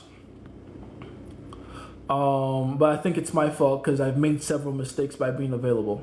Yeah, it's probably your fault. No, I'm saying probably, to be nice, it's definitely your fault. No one, she didn't put a gun to your head to make you available. You did that to yourself. Let's see. Depth, there we go. I appreciate you for that, by the way, King Henry. So I didn't read that one. It's not a natural thing, King Henry's right. Yes, indeed. So there's something I did. You say, I'm sure. No. So there's something I did. You say, huh? I'm sure I'll find out what it is. So how do I change that? What are you talking about? Huh? Do interesting shit, guys. King Henry's right again, and he's very true. Greetings, Sensei. Greetings. Open your eye, friend. That's very good advice, actually. I like your friend. I like your name. I like your friend. Open your eye. You remind me of that one episode of Rick and Morty. Open your mind. I love that episode too. I'm 22 years old. Is it too late to learn game? Shit. In many ways of looking at it, it's too damn early. Really. You're still in the thick of your shit years. So I don't even know if I've given you guys this calendar. 19 to 23 to 22, 23 would be on average the worst years for dating for most men, right? Especially if you don't know what you're doing. You don't have any unique advantages. You don't have any unique situation you're either born in or thrust in because you're fucking that young. How often do people that young have agency, right? But those are going to be your shit years. Those are going to be the years where you have the worst luck in dating. At least it'll feel like the worst luck, but it's not the worst luck. It's just you don't know what the fuck you're doing. If you were to learn game in those years, they quickly flip. They become your fucking best years. Well, maybe not your best, but they become a lot better than they were supposed to be. So if you start learning game at 22, by 23, 24, by the time you enter your mid-20s, you're gonna be crushing it, dude. Like, it's gonna be unreal what you can pull off. Like, it's gonna be kind of scary. So be careful with that. All right. I know I've made several mistakes and broke the laws of the game. Probably the reason she is distant. Yes. They love the unshakable confidence regardless of your current situation. Yes. I work at a store that pretty females frequent, but it's hard to approach them when they're with their parents. How old are you? Let's start with that. Because when they're with their parents, are they only ever with their parents?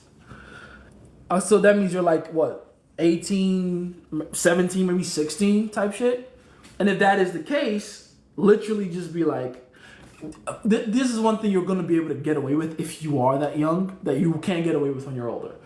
Literally walk up to the dad or the mom, whatever, and just be like, give the girl you want to talk to no attention. And then just be like, excuse me, ma'am or sir, can I help you guys with anything? And like your work there, right? So that's going to be your end. Can I help you guys with anything? Whether they say yes or no, doesn't matter. If they say yes, go ahead and help them with that. If they say no, be like, okay, cool. I'll be glad to help you guys if you guys ever need any help. But while I do have your attention, who's this young lady to you? And then point to her without even looking at her. Still maintain eye contact with the mom or the dad, right? Who's this young lady? And they're gonna be like, oh, that's my daughter. Like, oh, cool. You mind if me and her like become friends because she looks to be my age? And then they're gonna be like, how old are you? And then you tell them, and they go, oh, cool. They might ask you more questions. What school do you go to? Blah blah. Go from there. But the point is, the confidence to ask the parents first is just massive fucking points. You're gonna take her Instagram or Snapchat, whatever the fuck you kids use these days, and then go from there.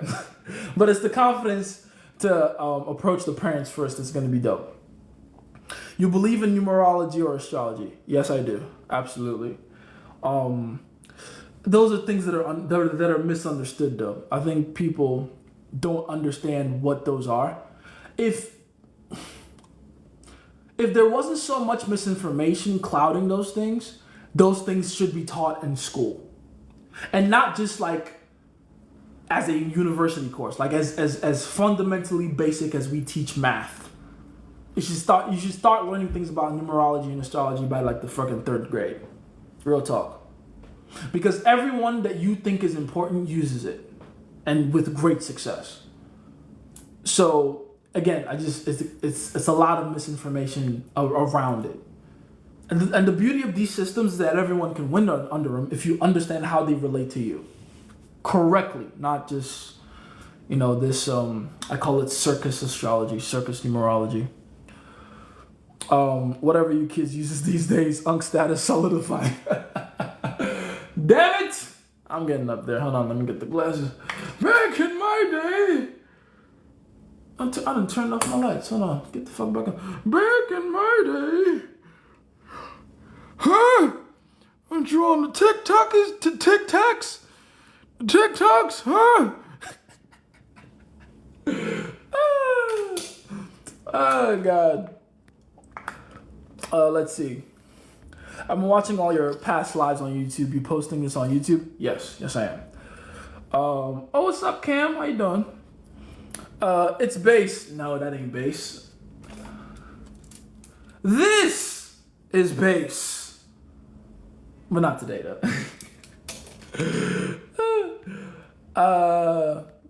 I came in when you said, you say this and you will get her attention in the group. What did you say?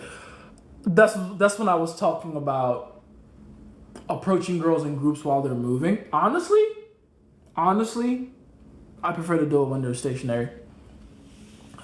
The other was race. Oh, that's crazy. This one is race? You talking about race? I haven't run since 1964. I can't wait to start yelling at nurses for my tapioca. Where's my tapioca? Nurse! I want my tapioca! Nah, who am I kidding? I'm gonna be that one hyper-ass grandpa that they can't put in the nursing home. Let's see. Supernatural, red. It's great. It speaks on the science behind manifestation and belief. You'll love it. Bet. I'll check it out. They call the meme what you order versus what you get. That one. That's the meme I'm talking about. Have you played Kingdom Hearts? If you have, what are your thoughts? Dude, Kingdom Hearts itches such a part of my brain right now. Kingdom Hearts. Kingdom Hearts. Kingdom Hearts. Is that the fucking Disney thing?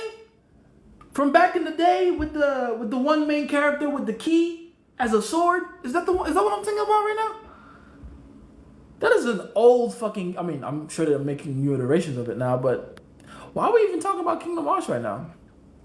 Any tips on getting out from a bad mood into a good mood? The past 2 days, I've been in a bad mood and don't even want to talk to nobody, and women are the last thing on my mind. You control your mood. So just like get out of it though. Like just decide to be happy. Because I could tell you do stuff, oh, go watch comedy specials and go do things that make you happy. But that's terrible advice because then that makes you dependent on things outside of yourself. I'm going to give you the best way to get happy right now. You ready? I'm going to teach you how to flood your own brain with fucking serotonin. You ready? Watch this. I want you to sit in a chair, right?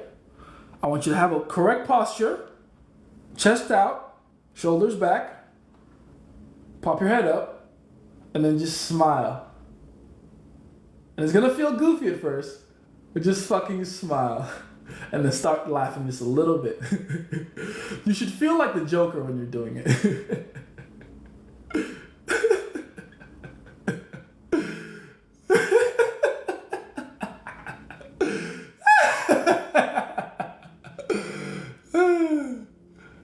And that's how you flood your brain with serotonin.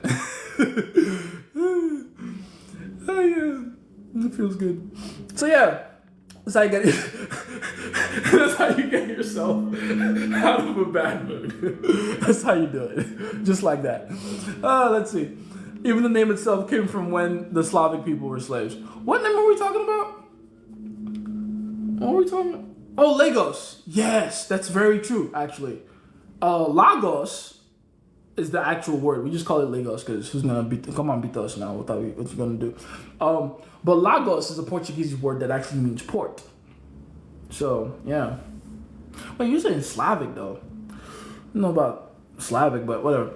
They have had time and labor to build their wealth. Then Africa try to copy their current model. Who did? Oh, I know what you mean too. Actually, that's very, very true. Because this is something I touched on when we were talking about the whole slavery thing, right, on my other channel. I've been saying this for the longest time. One thing because I've been in America now like 9 years. I'm almost on a decade been here. Shout out to me. But I do find it very silly that Nigeria as a country, I can't speak for all African countries, so I'm going to speak for mine, okay? Nigeria is doing its hardest and best to try to copy the model of Western countries.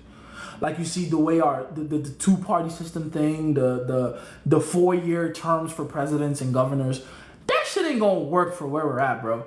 That works for America because America has had 400 years of unprecedented growth, economic prosperity, and honestly free labor. You know how much, like, free labor to an economy is like, remember playing Mario Kart as a kid and hitting that rainbow, that rainbow star? Shit. Bro, you're almost 30, no hairline, receding. Go put that one back up. My bad, I didn't finish reading that one before it disappeared. But slavery or free labor is what it really is, let's be honest. Free labor to any economy is a massive fucking boost, right? Massive boost. And everybody knows it. Everybody knows that's how you get shit done. But America gets to prosper off of it, and pretty much all of Europe. Right? But when I say, yo, if Africa wants to catch up, we might have to start implementing shit like that, they look at me crazy. What you mean you looking at me crazy? Why are you being weird to me? I'm saying the facts. All these fucking smartphones we got, where do you think these came from? Somebody got paid fairly to make this shit? No. It's a bunch of underpaid motherfuckers. That's underpaid or just straight up not paid motherfuckers is how we enjoy our freedoms, liberties, and conveniences. Everybody's getting fucking underpaid in capitalism. That's how this shit works. And by the way, it's not a function of capitalism. It'll be the same in communism too. Everyone's getting underpaid because human nature. We all want more than we deserve. Bro, you're almost 30, no hairline receding, you're a blessed man. Thank you. But yeah, back to what I was saying. Everybody's getting underpaid because everyone, like, it's human nature to overestimate contribution and underestimate consumption. Everybody wants more than they deserve. Everyone wants more in use value than they're willing to give up in monetary value. So in order for whoever the fuck, your Android, your Samsung, your Google Pixel, your fucking Apple, to make your phones, they have to create something that is so valuable and then put it at a price that is like a tenth of the value. You pay $1,000 for a phone, that phone gives you more value than the $1,000 you paid for it. And you want to know what? You know it too. That's why you were willing to part ways with your $1,000. Huh? So, like, it's a part of how we exist, bro. It's been that way since the beginning of time, and everyone knows it. What's the name of that one dude from, what's his name? I forget his name. Bukele? The coolest dictator in the world, so to speak. Everyone's praising him right now for cleaning. What country is he a president of? I'm being a dumbass right now. The fact that I don't even remember this. I apologize for my South American friends. But Bukele, I forget his name, the full name, and the country he's running. Like, he's apparently taken the crime down from the worst in the world to, like, literally the best in terms of, like, almost no crime, almost no murder. It used to be the murder capital of the world. He has cleaned up the streets and thrown all the criminals in prison. And now guess what he's doing? He's using those prisoners for labor, which I knew he would do. Like, duh. Of course that's the next move. You gotta, El Salvador, thank you. You gotta fucking use untapped potential. They're doing nothing but committing crimes. Put the motherfuckers behind sewing machines and have them bitches sold 50 miles of textile and material per day. That's what you're supposed to do. They don't want to be useful in any other way in society. Make them useful. I support that shit. At least that way they're getting paid, they're getting fed, they're getting clothed, sheltered, all that good stuff. Medical. They're probably getting a reduction in their prison sentences. Good for them. It's a fair deal. As opposed to just fucking steal them, right? That's a way worse deal. And then whip them on top of that, right? So, you know, my little rant. But yeah, Nigeria trying its best to keep up with America is the dumbest thing ever. We will never keep up because we don't have the kind of advantage they have. It's just no. Well, what's we to do? Like, come on. We're how old is Nigeria? Like, literally just a little above 60 years old. America is 400 years plus, and about 300 of. Actually, I'm tripping. America is 500 years plus, and 400 plus of those years was nothing but free labor and unprecedented growth in the industrial age and the technological age. How many empires have survived more than one age? Only one. America. When I say you're supporting slavery, shut the fuck up. How to answer if your girl asks you if she's the baddest you've been with. You say, don't worry about that, sweetheart.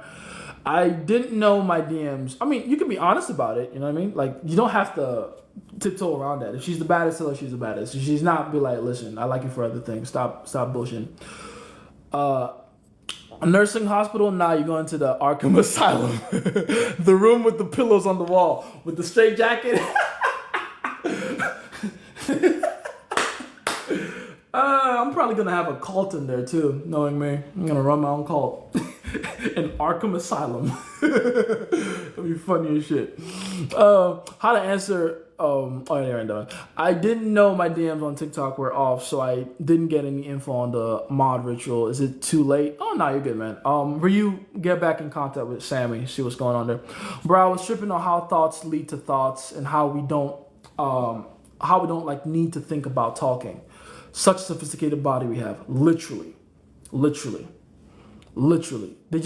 They're seamless, right? You don't always have to have that, middle ground. It just goes out seamlessly. It's dope. The law are what separates us from the animals. True. Real talk. Rules versus laws in fitness. Am I the one to talk about fitness with you guys? I mean, I know I'm sexy, but I'm an extremist. I'm actually someone you shouldn't listen to when it comes to fitness advice, because all I care about is the result, and I'll do just about whatever it takes to get it, as long as there's no long-term adverse effects on me. That's my only rule to it. Is like, I want to be and look and feel this way at 90. I can't do that doing steroids now. That's literally my only motivation for not picking up any Captain America super soldier serums, right? But in order to look and feel and function this way now, I'm willing to do just about whatever. I'll go on the fast. I'll dehydrate myself. I'll overhydrate myself. I'll do just about anything. I will go on a fucking 8, 9, 10-day fast, nothing but water, Celtic salt under my tongue to keep my electrolytes up. Like, that's what I do when I'm feeling fat. Most people go, oh, I'm fat. Now I'm going to go on this 3-month journey of self-transformation. Like, if I look at myself in the mirror and I'm 20 pounds over, I'm like, this will be gone in 2 or 3 weeks. And it will be, because it's me, because I'm extreme like that. So I don't even know if you should be listening to me. But if you want to get the general idea of rules versus law in fitness, I would say a good example would be like, the law is energy out, right? The law of thermodynamics. That is the underlying law of all weight loss. If the goal is weight loss, not weight gain, not muscle gain, weight loss. If you want to lose weight, understand the concept of energy in, energy out. How much energy leaves the body versus how much energy stays in the body. It's literally just like money, right? Income versus outcome. You want to make a big fat bank account. Make sure the money coming in is more than the money leaving. That's it. That's really it. Widen the hole of income, shrink the hole of outcome. With losing weight, thermodynamics is the same way. If you're applying that law, you're good. Now, the way you apply the law, that's where the rules come in. Then there's the rules of keto, there's the rules of carnivore, there's the rules of intermittent fasting, there's the rules of vegetarian diet, there's the rules of this, whatever fucking rules, because that's all they are. Dietary restrictions. They're all fucking rules. There's nothing stopping you if you are on a keto diet from having that donut. Except for the fact that you've told yourself, I can't go into, I can't eat any sugar because then I can't be in ketosis anymore. And if I'm not in ketosis, then this special fat burning level I'm in right now because I've cut off all sugar is going to be gone because my body's going to switch back to cutting down sugar, and it's going to prefer that because it's more cost efficient than cutting out the excess fat in my body, right? Or with the fucking vegetarian diet, with the carnivore diet, whatever the fucking rule is, doesn't matter. The law remains the same. Energy in, energy out. Okay? Mission over your comrades or comrades over the mission. Some Naruto Kakashi-ish. That's a very good question. It depends on how important the mission is to you, though. And if your comrade fucks with the mission too, he'll be willing to sacrifice himself for the mission as well. And then cry about it later, right? Give him a good funeral type shit. But in real life, like, I get it, Naruto, power, friendship, blah, blah. Choose the friend over the mission. But honestly, the way we function and exist as men, the mission comes first. The mission comes first, all right? Except the mission is the friendship. If the mission is the friendship, then obviously the friendship comes first. Let's see. Oh, I gotta scroll back down. You said to the side hug. Oh, I never read that one, didn't I? Some.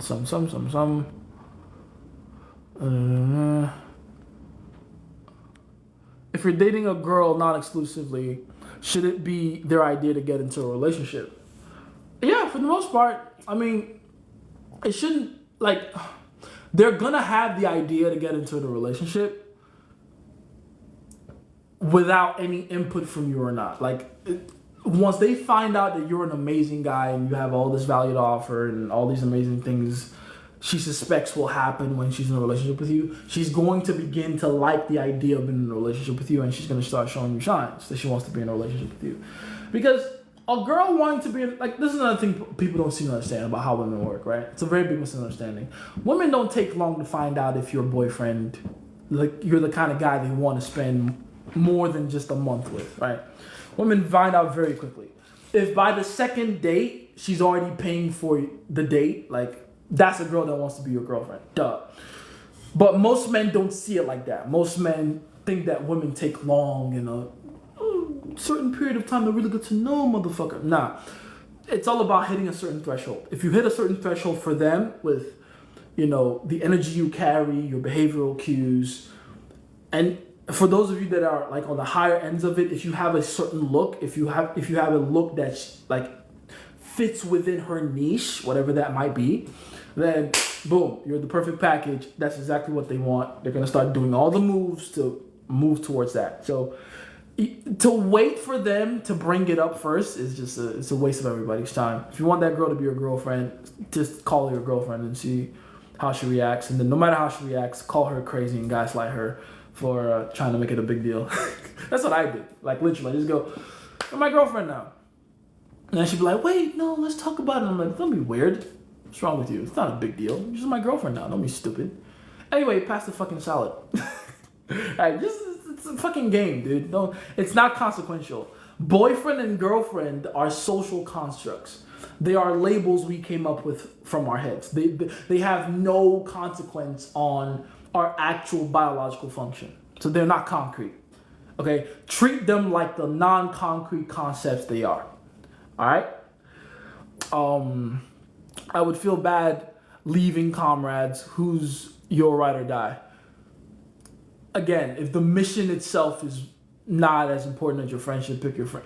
I mean, I would say the majority of the time, the friendship is going to be more important than the mission anyway. Because more than likely, the friend is who you want to achieve the mission with, whatever that mission is. All right. And by the way, when I'm talking about mission, I'm not just talking about actual physical mission. I'm talking about like the concept of the ultimate goal or purpose both of you want to achieve together. You know, so most of the time you will be choosing your friend over that because it's more important to achieve the goal together than to just achieve the goal. You feel me?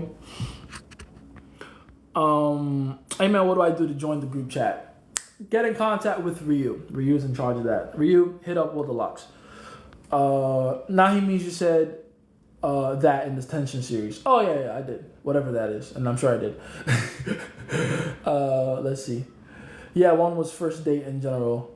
The other was for tens. Okay, yeah, okay, good. We're talking about all those other things? Absolutely. But yeah, the context is just there. Hey, how you doing, Kay? How's it going, boss? Just came back from another day party. The Johns are loving me right now. You're on the road, man. Kay is on the road. I gotta give him the real round of applause. Shout out to Kay. Shout out to Kay. Like, Kay's killing it. He's having the fucking summer of his life. Of most men's lives. Like, if I tell you what Kay is up to, a lot of you would just fucking jump out a window. Kay is killing it right now. Shout out to Kay. Let's see. So if you're on a date with a 10, which do you go with, side hug or the neck one? Dude, if you're on a date with a 10, you're going to do all those things throughout the date. Like, you're probably going to start out with a side hug, and they're going to probably end up being inside her if you do everything correctly. You know, if you're talking about what to start out with the side hug and then push her away and be like, listen, I don't like being lingered on. Just go away. Don't touch me like that. I just met you. I don't know where you've been. You might have cooties. Tease and flirt with her like that when you're starting out. But just when you get to the date.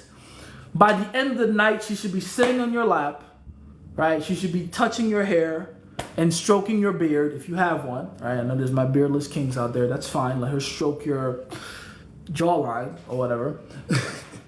I'm kidding. But seriously, you're not going to get there and then just start making out with each other. Like, this is not a fucking Hollywood movie. This is real life. In real life, you got to ease your way into it because you got to maintain your own value as you go, right? You can't just show from the jump that you have all this interest waiting and you just came here to fuck her.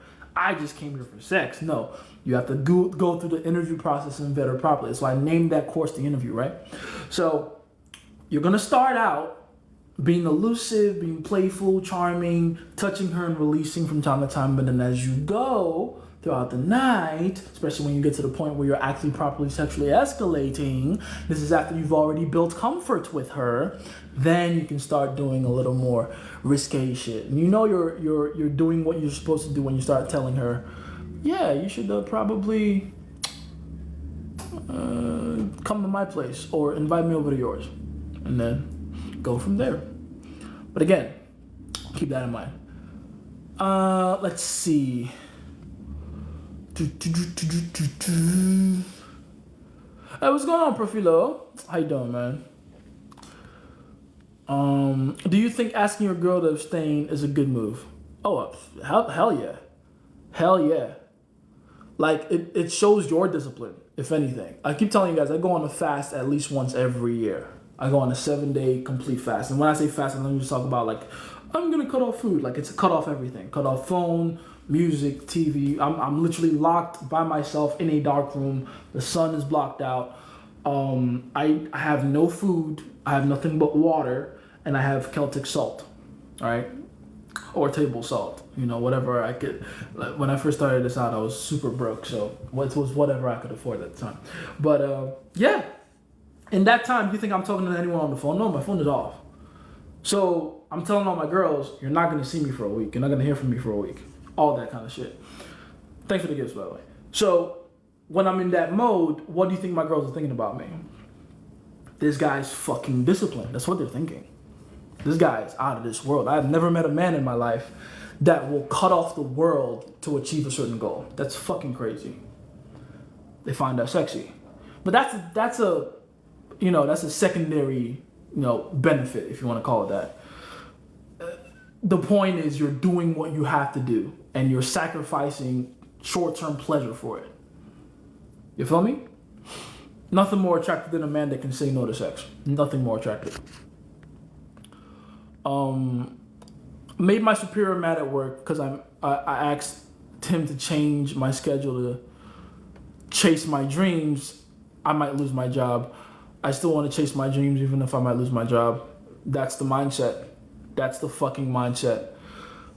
A job is essentially, especially a job you don't like, right? If you love your job, if you love what you do, and you believe you're getting compensated fairly for it, good for you. You're one of the few people on the earth that actually love what they do.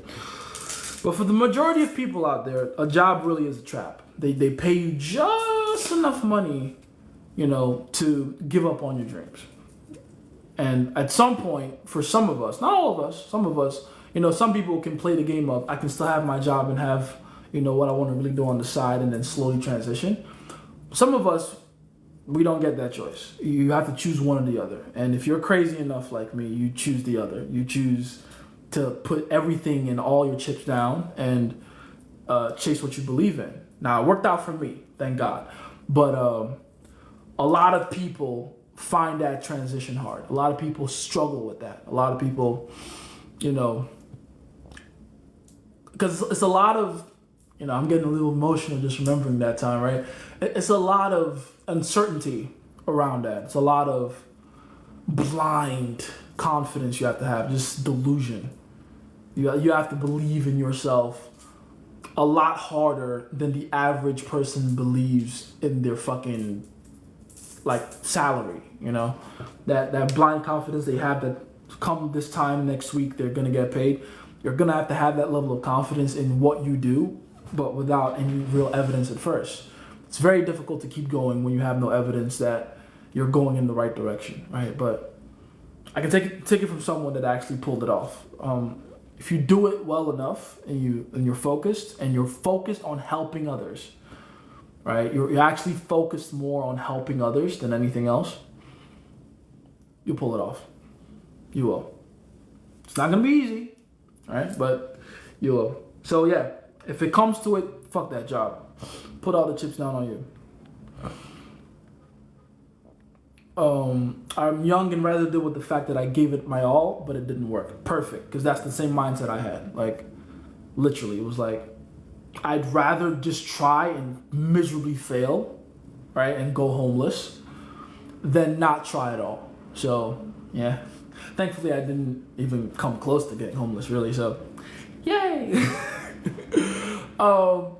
What if I tell her to text me before she ever comes over? Is that an expectation? Oh no. This is not an expectation. It's just, if anything, it's more a standard for yourself, or a standard that you're placing on the relationship. You're a communicating ass couple. So tell her, just show up. Before you show up, make sure you shoot me a text. What is she gonna do? Show up unannounced? Goofy bitch. No. Let's see. Would comfort, value, and tension be the trinity of game? Essentially, yeah. Yeah, it would be value / attraction, comfort / sensitivity, and actually it would be value / tension / attraction, because all three of those things are essentially the same. And then comfort, and then seduction / sexual escalation. That would be the trinity of game. So it'll be comfort, value, seduction, or tension, sensitivity, sexual escalation, right?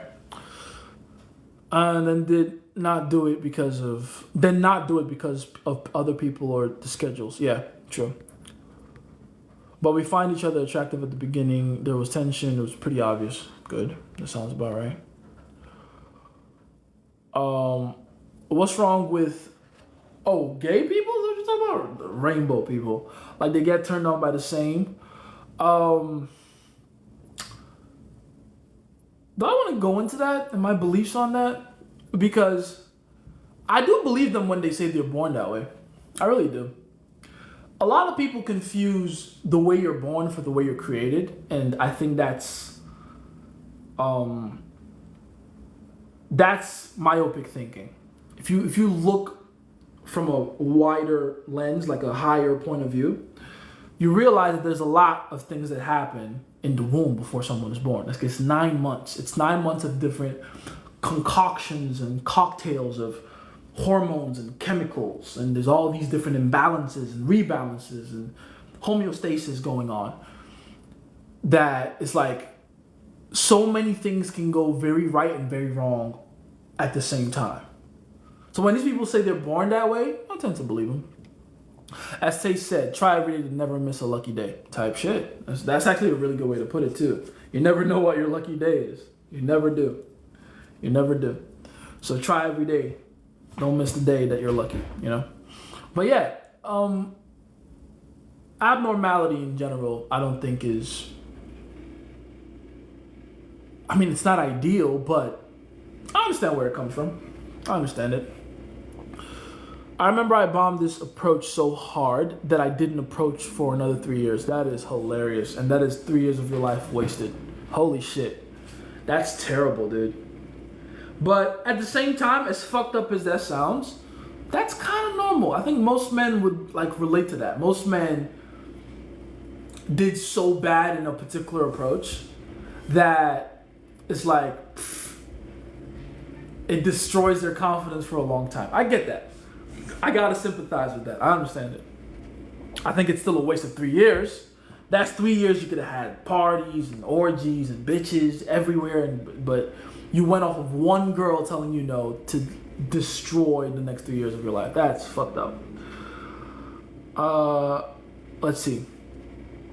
Bro, we're needed in Japan to duplicate our Nigerian genes. We're already there, you know. When I was making that video about Japan and how they're apparently paying people 75 grand or whatever. First of all, don't even have evidence for that. I just put it out because it was a fun rumor to spread, and it spread a little too, you know. I thought that video would do like 5,000 views and that'll be the end. That video ended up, it's like almost at 1 million now. Jesus Christ. What have I got myself into? But it was fun to make though. I had the Naruto theme playing in the background.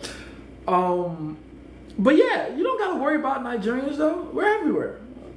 Like, what we do is reproduce. There's a reason we're the most populated black country on the planet. We're gonna get it in. I ain't worried about that. I ain't worried about that. We do have to be careful though. I do think, and this is gonna sound very supremacist of me, but I'm gonna say it anyway. I do think we should be careful of who we mix with. I'm not saying keep it in the family or any dumb bigoted shit like that. No. Do whatever you want. Like, I've met half Nigerians, half Indians, half Nigerians, half Korean. I've met a half Nigerian, half North Korean before. Do you know that? I had so many questions for this bitch. First of all, how did they meet? Because I know it's not in North Korea. Second of all, why? Third, you're so tall. Like this bitch, by the way, 6'2", my height. I'm like, what the? Huh? How tall is your dad? Crazy. But yeah, Nigerians mix with everyone, is what I'm trying to say. But we gotta be careful, right? Like, we have a very special set of skills. We gotta be careful who we share them with, all right? Keep that in mind. Because the real value of being with a Nigerian isn't even like the actual genetics. It's the culture, you know? I just got started at 27. There you go. At least you're starting. Let's see. I'm like, hey, come see my new drawing. She always comes over. Should I be asking her directly instead? Oh, nah. Just keep it playful. As long as you're keeping it playful, you're fine. Type shit. Hints of shit starting to happen at 19, look kind of older, or so that does some lifting. What are we talking about? You said there's something you did that made her start ignoring you. She didn't just randomly do it. I'm sure I'll find out what it is. So how do I change that? Well, you got to find out what it is first, right? The behavior, whatever behavior that was, is what is pushing her away. So figure out what it is. Figure out what, and if I had to guess, it's probably your neediness. You're probably a little too needy. You're probably a little too under her, under her belt, so to speak. Acting hot and cold. One day she tells me she misses me. The next she becomes distant. Type shit. Hey, the cutest girl at work don't rate me that much. She's used to attention at work and outside also. So you believe in... Oh, wait, hold on. That's a different question. But yeah, a pretty girl being used to attention makes perfect sense. I know the question there was. So you believe in signs like Pisces, Lion, but you're a Christian. Okay, here's another thing. Astrology is the study of the universe and the placement of the stars and how they relate to the passage of time. That is what astrology really is. It's being able to look up at the stars and gather information from them. And human beings have done this since the beginning of time. Like, this is why we even have, like, a big part of our calendar that we have now is based off of that study. So it's actually a very useful scientific study. But going into, like, the Christian thing, like, you're a Christian, you believe in that? It's very simple. You do realize it was referenced in the Bible, right?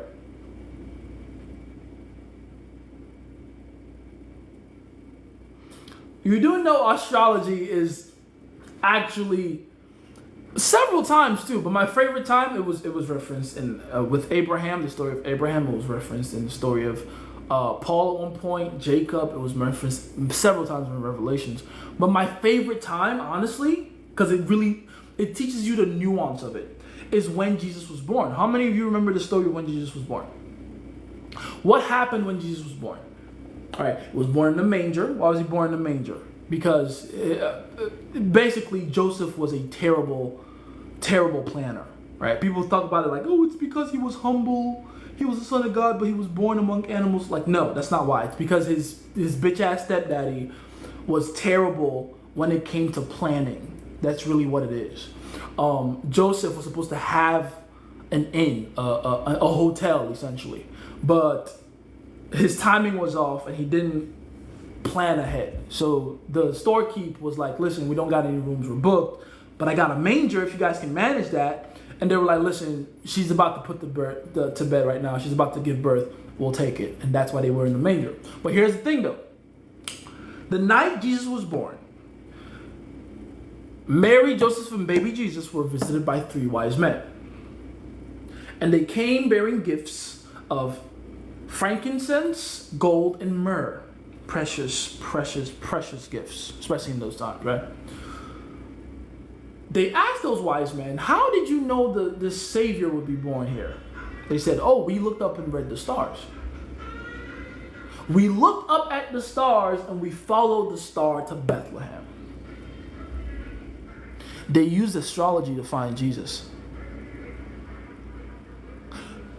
Hold on, I know what you're thinking. You're going, oh, well, okay, interesting. They used astrology to find Jesus. They read the stars and figured out where, Jesus' physical location. Interesting.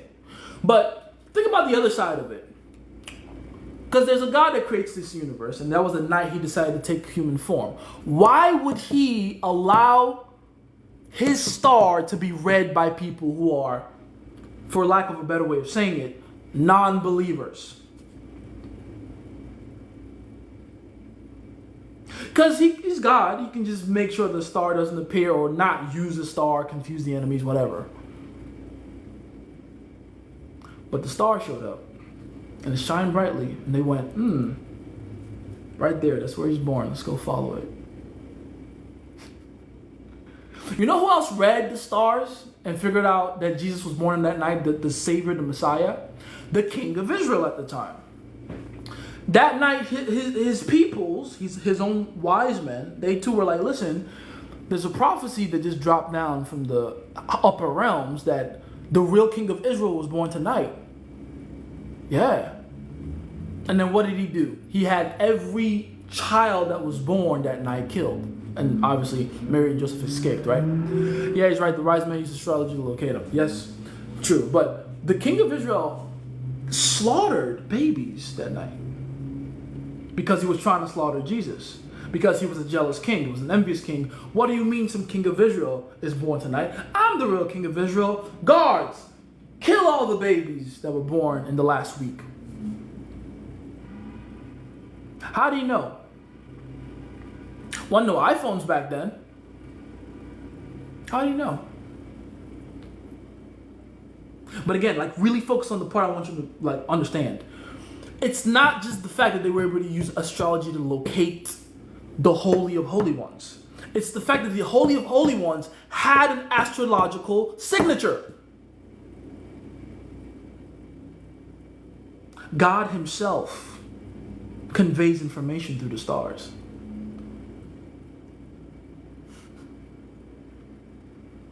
And he'll let anyone see it, apparently. The good guys, the bad guys, don't give a fuck. Information is information. The stars are just a way to convey it. You know what scientists say?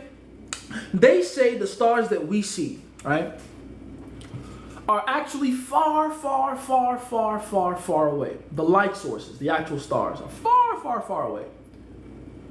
And the light that we see twinkling in the skies at night when we look at those stars is actually light that has traveled all the way from the source to where we are right now. Because light travels in a wave. Right? So who knows, and this is how they say it, but the majority of the stars that you see twinkling at night, the actual star that shined that light had died a long time ago. But you're just now seeing it. That means the stars you see at night are information from the future. Think about it. Think about it. Think about it. Because they're being conveyed by things that have already existed. So they're there for you to read. Oh, information from the past, right. They're information from the past. It's like a fucking record book right there. You're looking at it. It's information. Your belief in God should not impede your ability to absorb information. And that is where most religious people go wrong. Unfortunately. Something to keep in mind. Something to keep in mind, baby. Something to keep in mind. The other one, I read that one. The other one's race. That's hilarious. How far back is the comments? I can't feel where he's reading from. Yeah, because when you come into a live on TikTok, you can't see all the comments, you know. Hey, bro, can you make another frame control series with more visual examples while breaking them down? Sure. Why not? What is tapioca? Go find out what tapioca is. Tapioca is the shit. That's something you only like when you're older. When you're younger, that shit tastes like ass. There's a lot of things I've come to enjoy now that I'm older. I'm not even kidding. I've always had a grandpa's tongue though. Like I'm the kid that wanted oatmeal in the morning, right? Oatmeal and golden morn. I still fuck with oatmeal and raisin cookies. I will never back down about that. Motherfuckers talking about chocolate chip, you babies. Get you some mature cookies. All right, I only fuck with two kind of cookies: oatmeal and raisins, all right? Macadamia nuts and white chocolate cookies. My mouth is watering right now. If I'm gonna indulge in sugar, that's how I do it. All right, don't fuck with me now. Damn, I played that too. It's the game with Disney Plus, a Final Fantasy, and yes, the Keyblade. Yes, them motherfuckers. Kingdom Heart, sure. Damn, Kingdom Heart. I'm that far back. Okay, I gotta go. I gotta start catching up. Jay's done the Chris, so I don't Chris since. Not today. They play now. You shock you. I don't Chris since. I Chris. I don't Chris since. I don't need para everywhere. I don't need para to go. I don't para since Lagos. No try me. I don't Chris. A nursing hospital. Oh yeah, Arkham Asylum for sure. Do you think Nigeria should be split? I understand the benefits if it were to be split. But I'm going to be honest with you. If Nigeria gets split up, we're fucked. It's not going to end well. This weird beef that the East has with the North, first of all, I don't support. I'm from the East, right? By tribal lineage, I'm from the East. I grew up in the South my entire life, but by tribal lineage, I'm from the East. I grew up in Lagos. Lagos is the New York of Nigeria. It has a mainland for middle class and poor people. It has an island for rich people. I grew up in the mainland, but I've also lived in the island. I've had the very healthy, rich Nigerian experience. I grew up around everybody. My neighbors were Edo, Ishan, Urobo, Wari, Hausa, Fulani, Yoruba, Igbo. All kinds. And by the way, if you're Igbo, you know there's different kinds of Igbos, right? There's Anambra Igbo is not the same thing with Abia Igbo, it's not the same thing with Enugu Igbo. You know, Edos are the same in terms of like the diversity, right? I had a very unique and robust experience of what Nigeria is. Like if you want to experience Nigeria, you don't really got to go past Lagos. Like just go to Lagos. You'll experience all of Nigeria in that one state. And I can tell you we need each other. We need each other. Different races have different strengths. When I say races, I mean tribes, right? Different tribes have different strengths. Different cultures have different strengths. I understand where the differences come from, but us being together the way we are is why we're so fucking dope, bro. That's why we're dope. That's why we can have Burna Boy, a Port Harcourt boy who speaks fluent Yoruba like he's from Lagos. That's why we can have Wizkid, right? From Surulere, the same place I was born in. That's why we can have Israel Adesanya. He grew up in New Zealand, but he's from Lagos. He's from here, you know, our town, our home, our city. I said it like I'm in Lagos right now, but you know what I'm saying? We are better together. Is it just Muslims versus Christians? That's the overlaying problem, I guess, but it's not the real problem. That's just the excuse they give. It's not just a Muslim versus Christian thing. It's deeper than that. It's a deep cultural thing. Like the beef goes back a good 1,000 years. Like wars fought over it and shit like that. Like it's generational beef. I keep saying it. It's kind of funny that Nigerians make fun of African Americans for their gang culture, right? Oh, you're all here, you're fighting each other over a block that doesn't even belong to all of you. You have been fighting a fight that you were born into. But I look at that and I think it's hypocritical because we do the same thing. We're even worse. Most of these gangs haven't existed longer than what, 80 years? 90 at the most? I don't think the Pyrus or the Bloods or the Crips are up to 100 years old. But the fight between, the Yoruba man and the Igbo man has existed before the British got there. Let's be honest. Let's really be fucking honest. Right? So, we're hypocrites to make fun of another person's culture and how they decide to, resolve their differences. Because we're not doing any better. But even though we're not doing that much better, look how amazing we are when we just decide to just come together. So, I think we should stay together. I think we stay long enough together. We all marry each other. We all have kids with each other. We all mix cultures and tribes together. We have kids that speak all the languages, and then we should be fine. We should be fine. Shout out to El Salvador, by the way. What was his name? Naya Bukele or something like that? It's my birthday and one of my girls didn't get me a present. Pain. Fuck that bitch. What? Drop that hoe. The fuck? Didn't get you a present? As much as you do for her? Ridiculous. Get rid of her. Super soldier serums. That's what I call them. Let's be honest. Motherfuckers talking about Captain America like he's special. Bitch, that's Anavar you took. Don't lie. Look at me. I'm a bigger, buffer guy. Got more muscle. I'm taller. I can run so fast. I can run past a black guy twice and go on your left. Bitch, that's Anavar. That's Winstrol. That's steroids. Alright? That's Tren. You're on Tren. You're a Tyranobol. Goofy, talking about super secret soldier serum. Get the fuck out of here. Oh, and by the way, that is something that was happening during World War II, by the way. If you guys don't get the reference.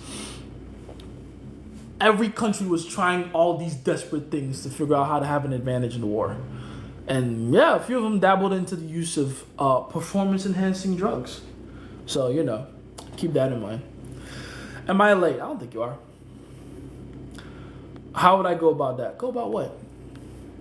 Here, I really believe that people you follow on IG can really set up your mindset. You visit IG every day. I followed Hormozy.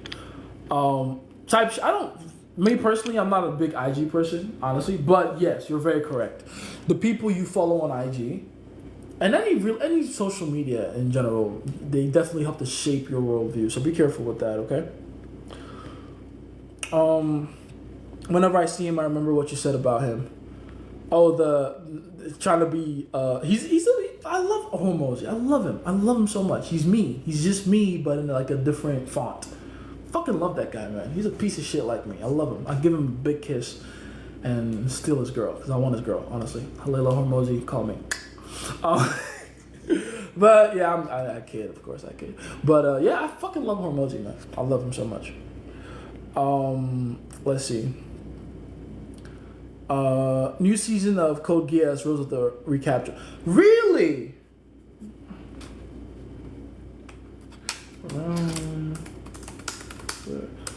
Capture? Recapture. Code Geass. And is it Lelouch? It ain't Lelouch, is it? Who is this nigga? Who is this? Who is this person? Well, he got white hair. What you got white hair for? Alright, I got some research to do. I would feel bad. Oh yeah, I read that one. Do you believe in fetishization? How do I even answer that question? Yes, but I'm not mad at it. If that makes sense. Fetishization is the first step to appreciation. That's what people don't seem to understand. They think fetishization is somehow an opposite or corruption of appreciation, but it's the first step to it. In order for someone to truly appreciate you, they must first try to copy you. Or try to emulate you or envy you or exploit you somehow. I'm not saying it's always a good thing. I'm just saying that's how it works. You got to get through a couple steps before you get to actual true appreciation. Appreciation in its purest form can't happen until a few things have happened first. That's just what it is. Yeah, they're bringing back Code Geass. Let me know when they bring back Classroom of the Elite. I'm gonna need to see that as well. Can I get in the group chat? Talk to Ryu. Do you think I can grow a few? Oh man, my bad. I think. Oh, there we go. Do you think I can grow a full beard with minoxidil and a derma roller, even though I only have a goatee, or is it just bullcrap marketing? From what I know, minoxidil does work, and the derma roller definitely helps open up your pores. Like, it will work. It will. But do you have anyone in your family that has a beard or the capacity to grow a beard? You know, so it's more genetics than anything. But yeah, for the most part, it will work if the actual foundational genetics are there, for sure. That thing was a rumor. Yes, it was. The whole Japan thing. I daydream a lot every single second about future abuse situations with people I know and want to unalive in the sense of cutting off. That's funny. Or have beef face to face, no hiding, like fake hugs and smile. I hate that. But at the same time, that's how the world goes. How do I deal with it? I can't go over the fact that till this day, these people control that people, countries, UK and Nigeria, the star. I'm not worried about any of that shit because it's not something you can control. And to say that they control these people is fucking false. That is a limiting belief you have that is just incorrect. Nobody controls me. And honestly, no one controls you either, unless you allow it to happen. You cannot allow yourself to walk through the world that angry. Right? Especially, I'm talking to you right now, black man. You cannot walk through the world angry like that. That's stupid. You cannot allow yourself to believe in these weird ideas and propaganda that there's another group of people that somehow control you or that make it harder for you specifically. Now, am I saying that there are not certain disadvantages you have in a certain society, especially if you're in the minority group?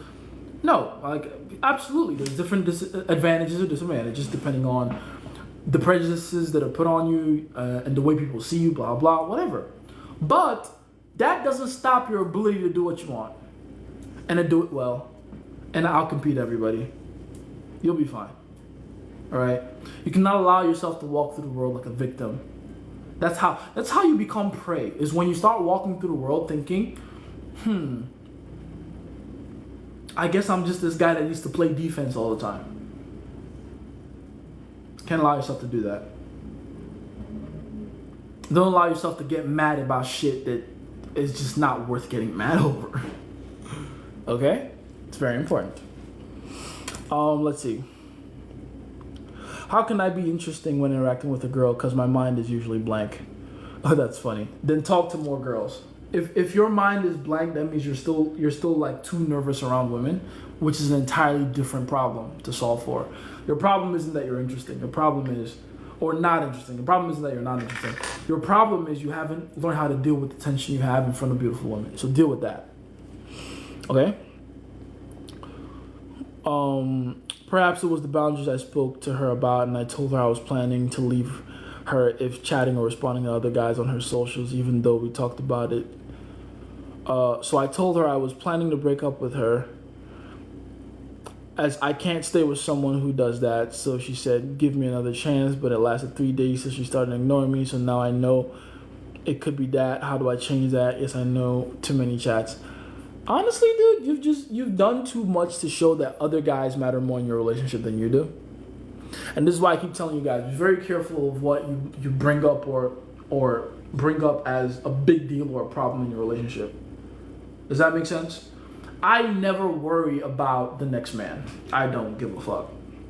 A lot of people call that like weird or naive, but I'm the one that actually has women in my life. These motherfuckers don't have any, so take it from me. I never care about even the possibility of the next nigga. I don't give a fuck. So, sometimes I have to find myself pretending like I do to act jealous so these bitches think I care. But I don't give a fuck. I don't give a shit. Because they don't matter. They just don't matter. And this is what people don't seem to understand. The more attention and energy you give the next man, the more you magnify him. The more you glorify him. Your girl should be so concerned about where she stands with you that she has no time to worry about the next man's. If your girl still has the time of day to worry about the next man's, that means you are not enough of a reason to occupy her entire mind. You're not enough of a reason for her to focus her entire energy on. The way I move in my relationships, what time does she have to talk to the next nigga? She's too worried competing for me. You see the point? So, yeah, don't worry about the next man's, dog. It doesn't matter. He don't matter. Trust me. God wants us to depend fully on him, not on stars, but astrology is just information like books. Type shit, exactly. God wants us to depend on him. Now, in our dependence on God and in our giving glory to God, would God, in his infinite wisdom, tell us or give us inspiration on what to do and what not to do and use certain things and methods? Right? Do you think he would do that? Do you think that would be a thing he would do? I'm being sarcastic, obviously. Like, read your Bible. That's literally all he does. Right? You know? So, yeah. Understand what these things are. It's just information. But remember that God is the whole point. It's his glory that matters the most, right? So do with that information what you must. How do you feel about long distance relationships? I've answered that question many times, and I will again. The entire point of long distance relationships, if they are to be done correctly, is to bring the girl that you're in a long distance relationship with closer to you. If your long distance relationship isn't moving towards the girl getting closer to you, it's failing as far as I'm concerned. She has to be getting closer to you somehow. That's the entire point of them. The entire point of long distance relationships is to create enough excitement, curiosity, and mystery, and investment in her to want her to see and be with you physically. That's the point. Oh, hey, Philip. Glad of you to join us. World War II is the reason we have half the stuff today. Motivate by what if the opposition does it first. Literally, like, what do they say? Necessity is the mother of all invention. That might be true. That might be true. But competition, right? Competition is the stepmom, for sure. Competition is the stepmom of all invention. Because when they were like, yo, we have to do it first. The Americans might. Duh. In the name of Mother Russia, we must build a hydrogen bomb. Like, that's what they did. They were like, fuck, we gotta do it first. In the name of Mother Russia, we must take a dog to space. People forget that. Russia did space first. People forget that. So, like, competition is a motherfucker. Competition will drive you to do crazy shit. Keep that in mind. Let's see. Do you think luck is real?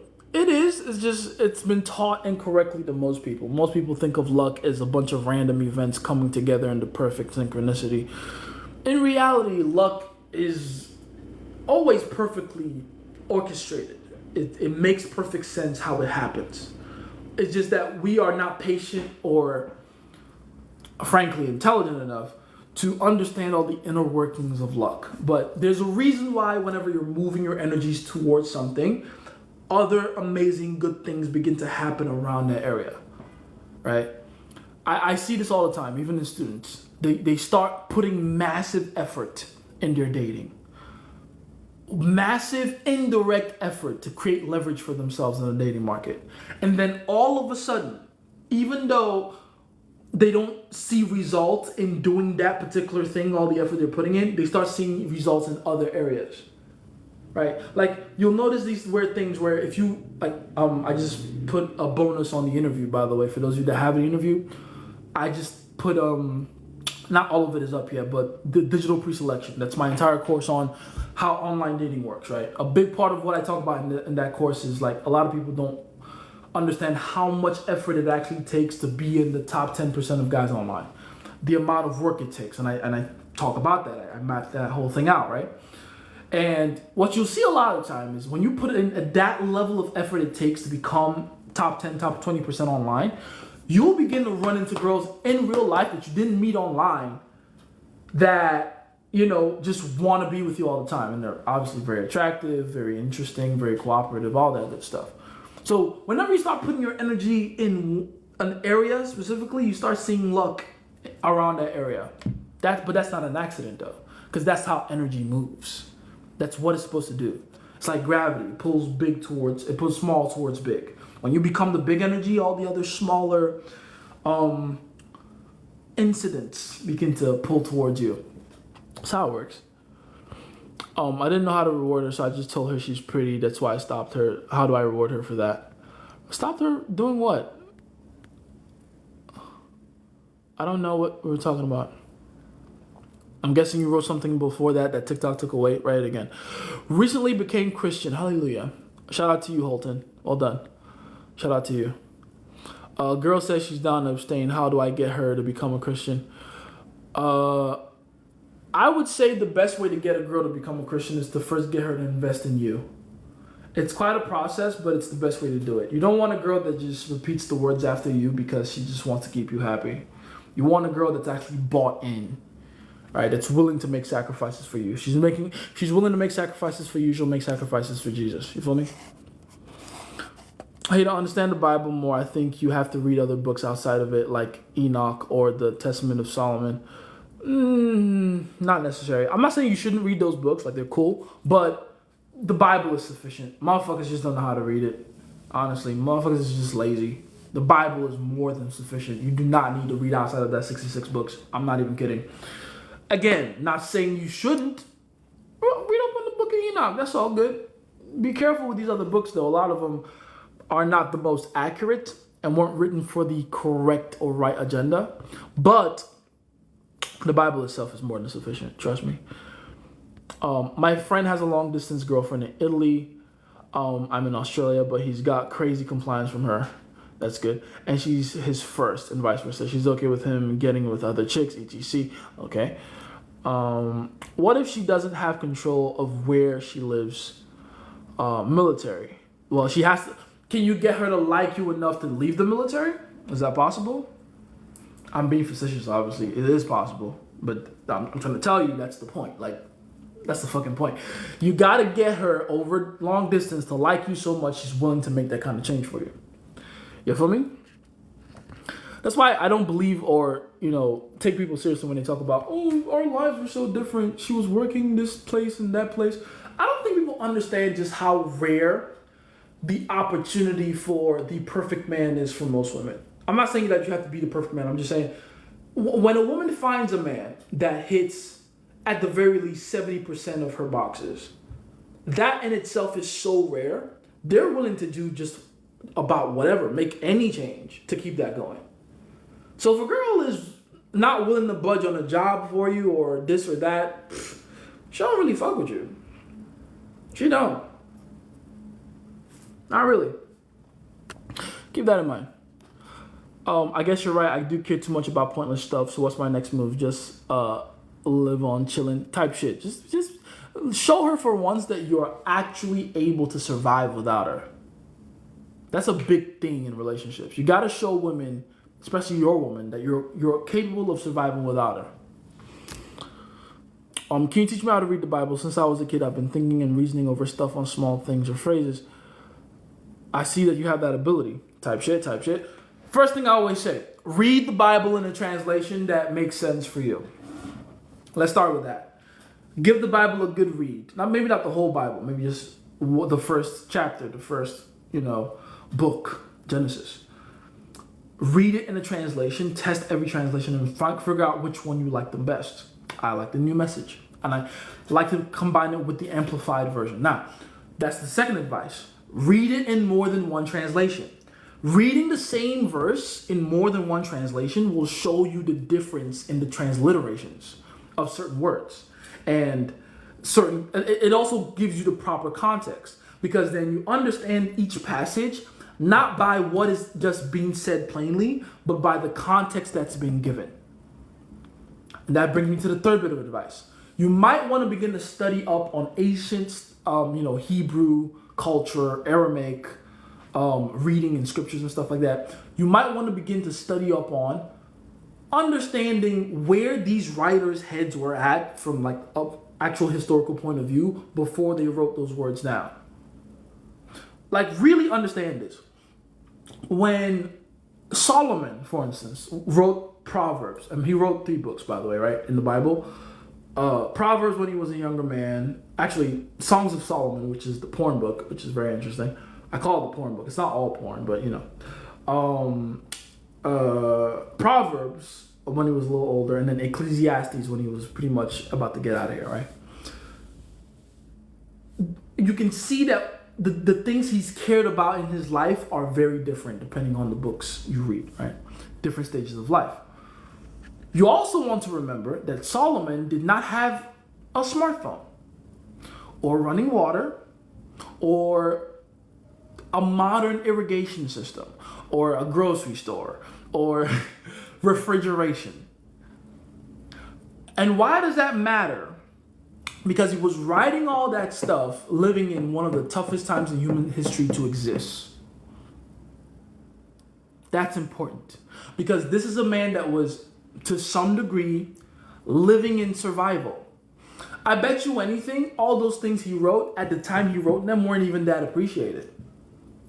They fucked with it because he was the king, and he was the guy, but for the most part, they were like, what's this motherfucker talking about? My 3rd son just died of cholera. Or the plague, or whatever the fuck they called it at the time, because they didn't even know it was called cholera, right? But you get the point. Like, knowing where their head is at is important. Knowing what their customs and traditions were is important.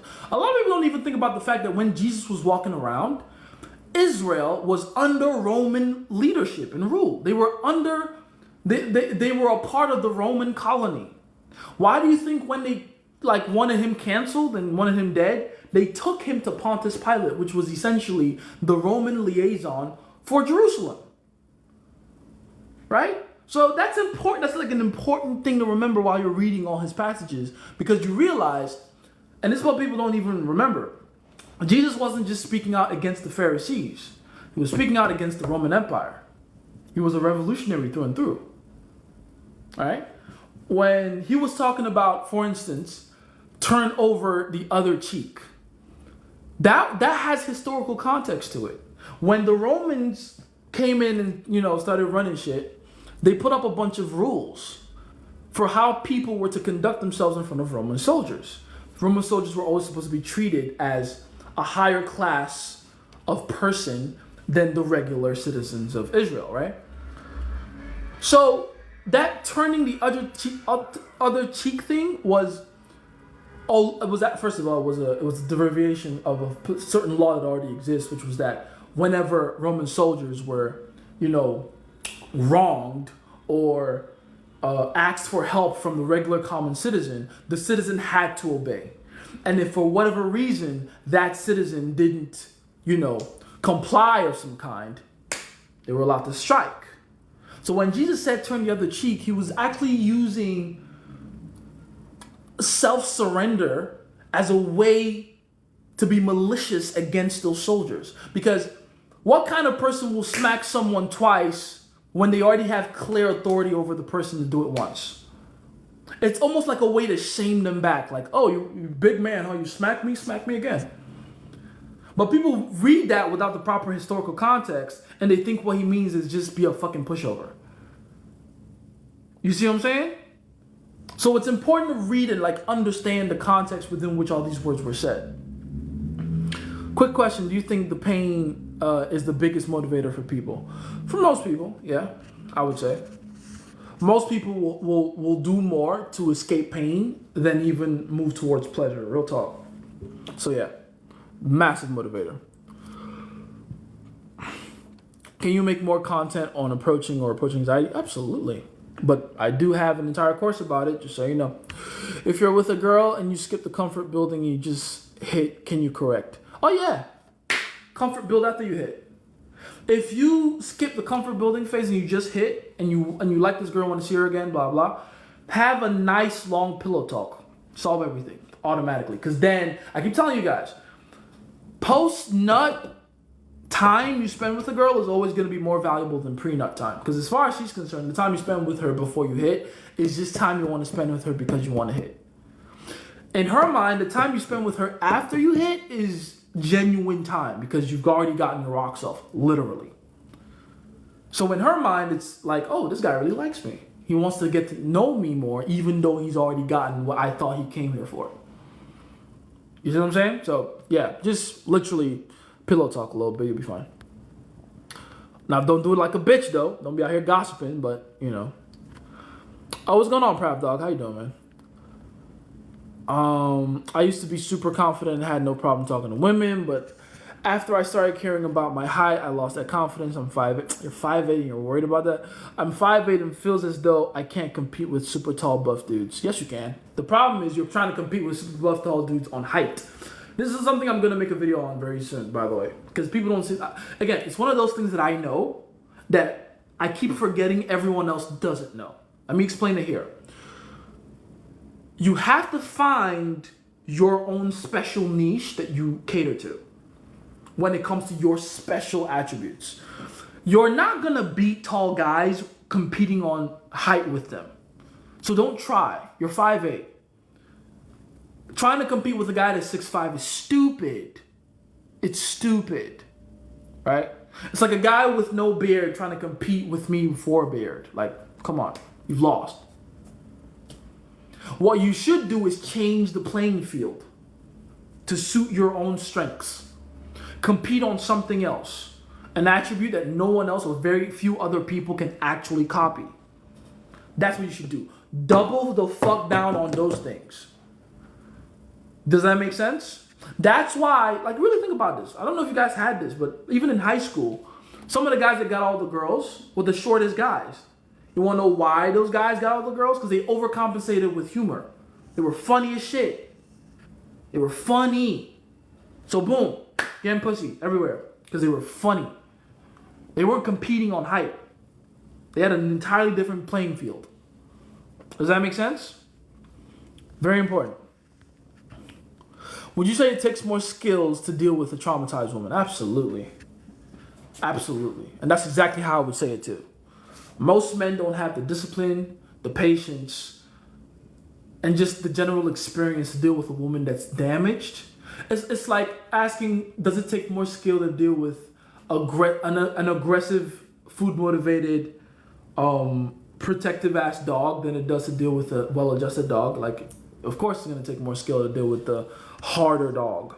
That's just how it works. Because the harder dog requires more attention and more experience. Not to say women are dogs, but you get what I'm saying. Is intercourse before marriage and having multiple wives preach against? People who read the Bible tell me you can't do that. I never read the Bible for your information. Then go read the Bible. Because if you read the Bible, you'll very quickly find out there is literally not a single passage that actually talks about sex before marriage. And the only people that will tell you that it talks about sex before marriage are people that will choose to read those passages in translations that you can't understand. Why do you think a lot of pastors like to read the Bible in KJV? Right? King James Version. It's the most fucking confusing version. And it's done that way to keep a barrier to entry for those of you that are too lazy to read the Bible. Because you see the KJV, you get discouraged. Ugh, I can't understand that. For thou art hath saithest, ugh. You can't get it. It's not real simple English. All right? The only way they can find a way to tell you sex before marriage is talked about in the Bible, which again, it isn't. And by the way, again, given historical context, polygamy was the norm, literally the norm. The Bible talks about a wife losing her husband, is it to war or the plague or whatever, and then having to marry his brother to continue the past husband's lineage. Brothers transferring wives, bro. The Bible talks about that. And motherfuckers is still worried about polygamy? Like, come on, son. But I digress. The point is, sex before marriage is never explicitly talked about in the Bible. Like, not even fucking once. The only thing the Bible talks about is sex that is happening between someone that is married and someone that is not. The Bible is like, nah, that's adultery, don't do that shit. Don't take someone else's wife. Like, literally, one of the 10 commandments is, thou shalt not covet your neighbor's wife, right? Why do you think that's a commandment? Thou shalt not covet thy neighbor's wife. Thou shalt not look upon someone else's bitch lustfully, as if to want to grab her and to take her for yourself.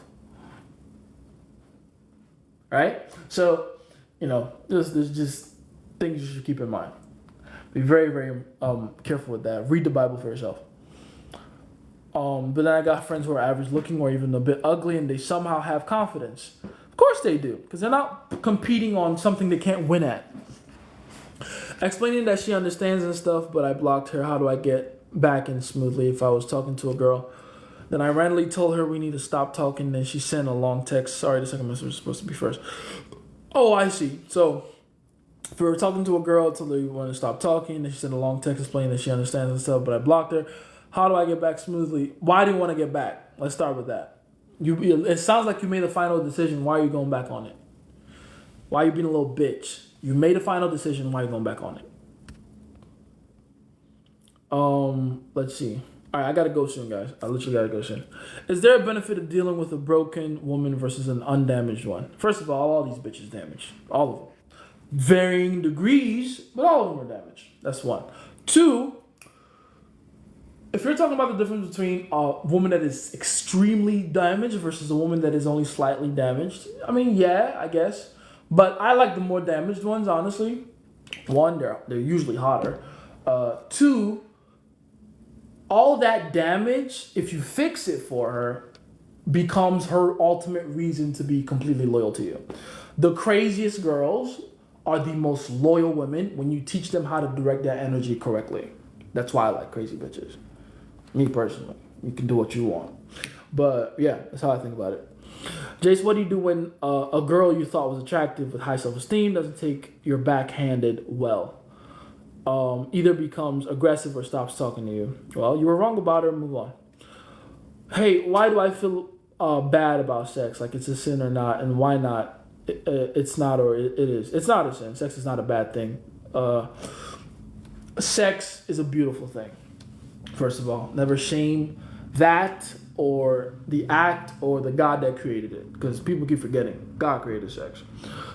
Secondly, you have a shame around sex because you've been taught to. It's not anything else except for the fact that you were taught to when you were young. You were taught to demonize sex and shame sex and overcompensate for your lack of holiness by abstaining from sex. All right, so it's a lot of guilt associated with that. That's why you feel that way. I use an analogy like the fact that I grew up in Nigeria. And I grew up in less than ideal situations and areas. I grew up in a few ghettos where it was very normal to have kids just run around butt naked. Normal. Butt naked or in their underwear. That's a normal thing in Nigeria. Versus here, I remember actually one time my cousin visited and my mom gave us like, I think 100 naira to go buy like suya or whatever. And she's like, my cousin, we'll just call him G. Like, G, go walk with Jason.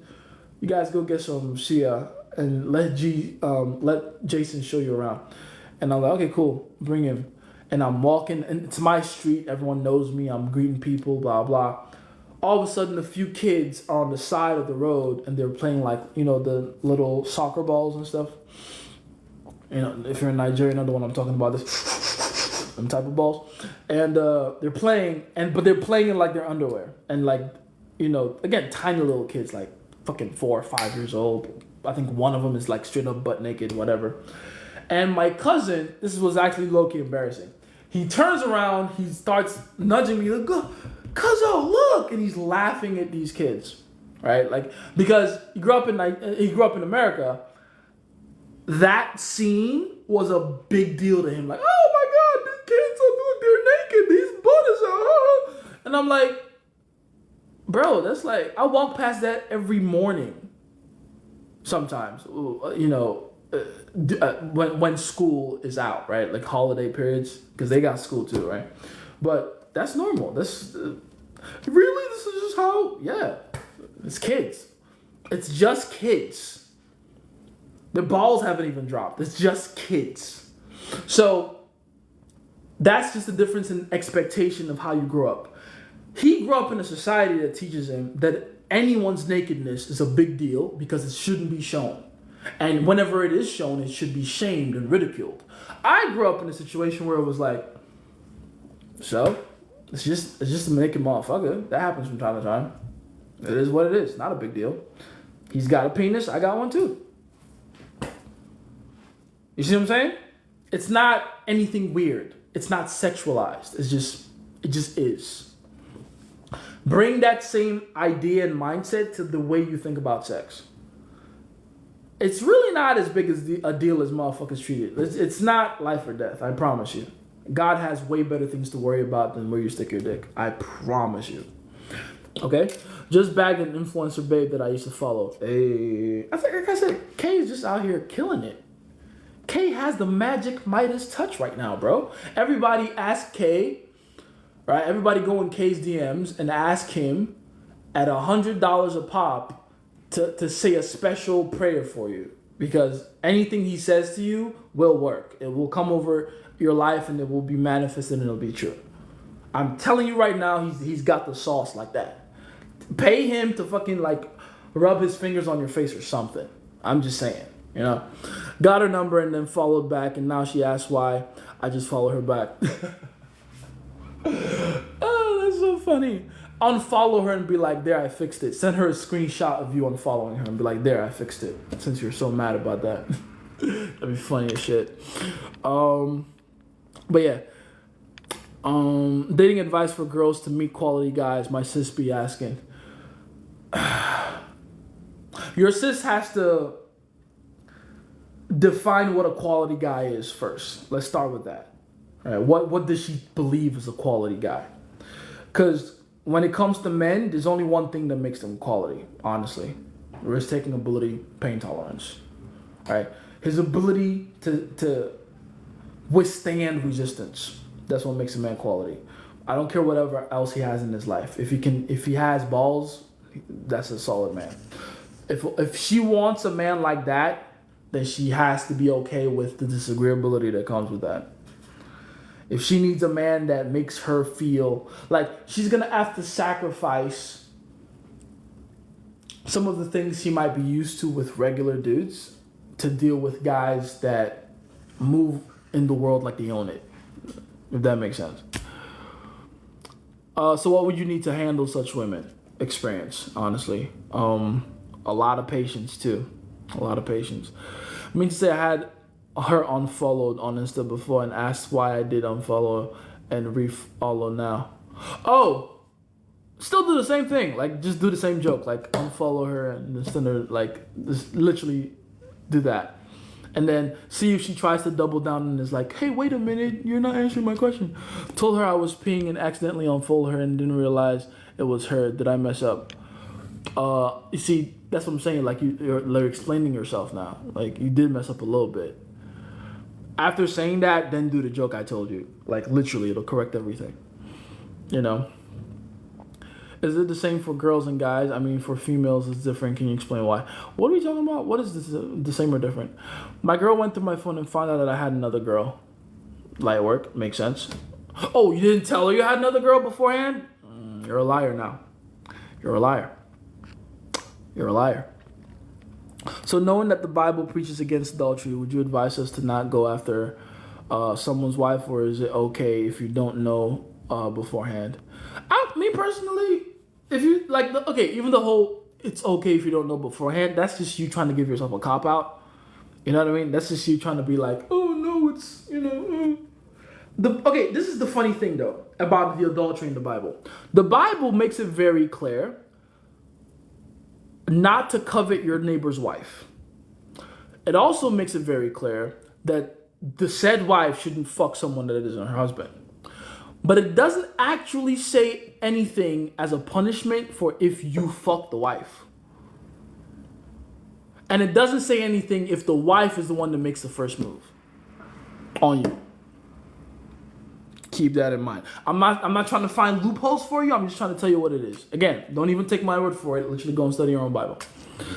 With that said, though, for the most part, fucking someone else's wife is just, it's alright, I guess, but it's not that worth it.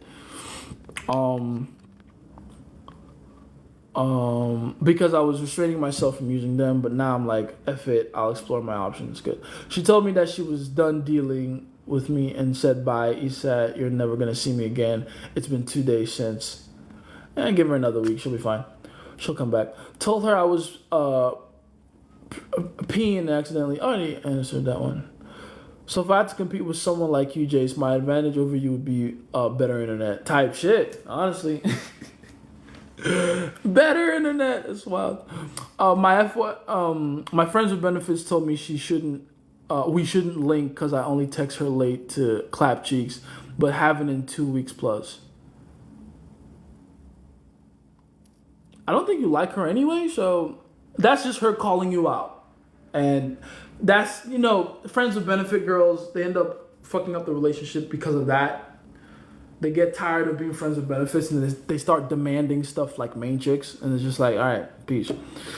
Besides, if friends with benefit, the friend with benefit zone is only for girls you don't like anyway, so you'll be fine.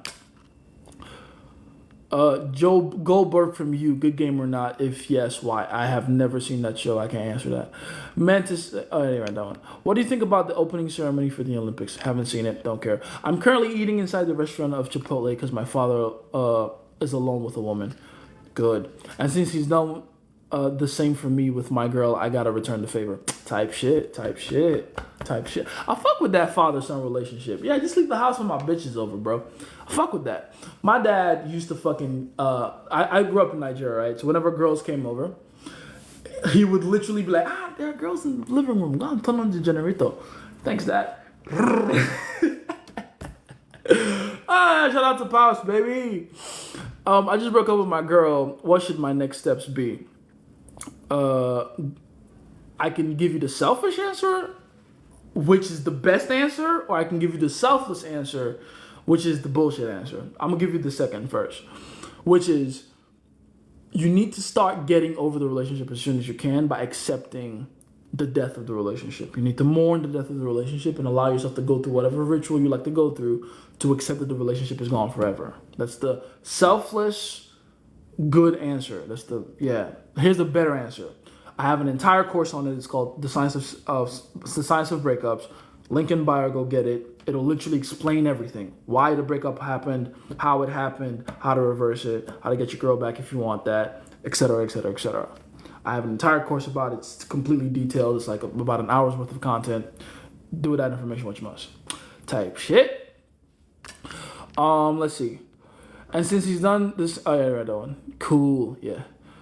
It's about V-card thing, the same for guys and girls. No, not necessarily. No, not the same thing. Not quite the same thing, I wouldn't say. So the girl I previously blocked, how do I get back? I already read that one. Don't worry about that right now. Leave her alone. Which Bible are you reading? Because Deuteronomy 22 to 24 is very clear on punishment of that. All right, let's read it. Deuteronomy.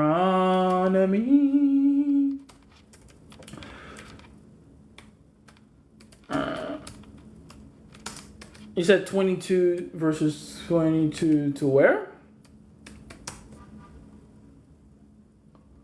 Uh-huh.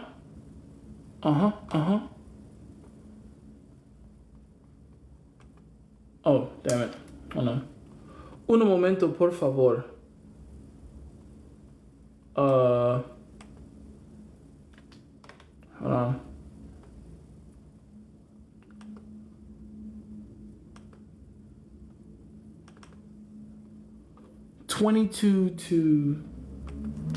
There we go. Much better. I gotta get the other app on there. All right. Let's see. 22. Oh, okay, good. So, first of all, Deuteronomy, it's already Old Testament. Let's strike one. Let's see. If a man is found sleeping with another man's wife, both the man who slept with her and the woman must die. You must purge the evil from Israel. If a man happens to meet in a town a virgin pledged to be married and he sleeps with her, you shall take both of them to the gate of that town and stone them to death. The young woman, because she was in the town and did not scream for help, and the man, because he violated another man's wife, you must purge the evil from among you. Okay. So basically, it's if the man sleeping with another man's wife is caught, him and the wife must be stoned to death. Am I reading that right? Those are the laws of Moses. Okay. And by the way, you do know that what the Deuteronomy is all about, though, right? It's the laws of Moses in accordance to God. And, you know, when God told Moses to lead the children out of Egypt, go through the wilderness, blah, blah, number of times. Okay. Here's the beauty of that passage we just read. Everything in that passage got abolished when Jesus came. Did you know that? Did you know that? That when Jesus came, he said, and you can find the scripture, by the way, he came to make do or make away with the old laws of Moses.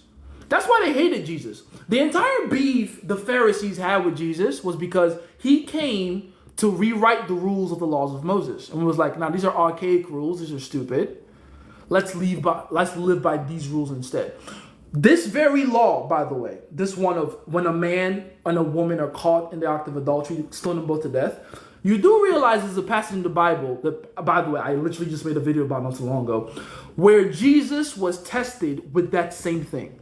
Like, people literally came to Jesus and were like, "Lo, Jesus, we caught this woman that's married in bed with this guy." But forget the guy now, though. By the law of Moses, since we caught her, we don't know where the guy is right now, but we caught her, though. By the law of Moses, we should stone her to death. What say you, Jesus? They came and they shit tested my boy, J. Christ. You know what he did? He squatted. He rolled in the sand for a good minute so the crowd would calm down because, you know, they were out there being rowdy. We got to stone this bitch to death. He rolled in the sand so long, they became curious as to what he was writing. And then when he was ready to speak, you know what he said? He said what Nep just said up there that's pinned. Those who have not sinned, throw the first stone. Any one of you motherfuckers that have no sin in you, be the first to cast stone in judgment against her. One by one, they all dropped their stones. Drop their stones. Crowd dispersed. Jesus walks up to the woman. He goes, "Hey, yo, bitch."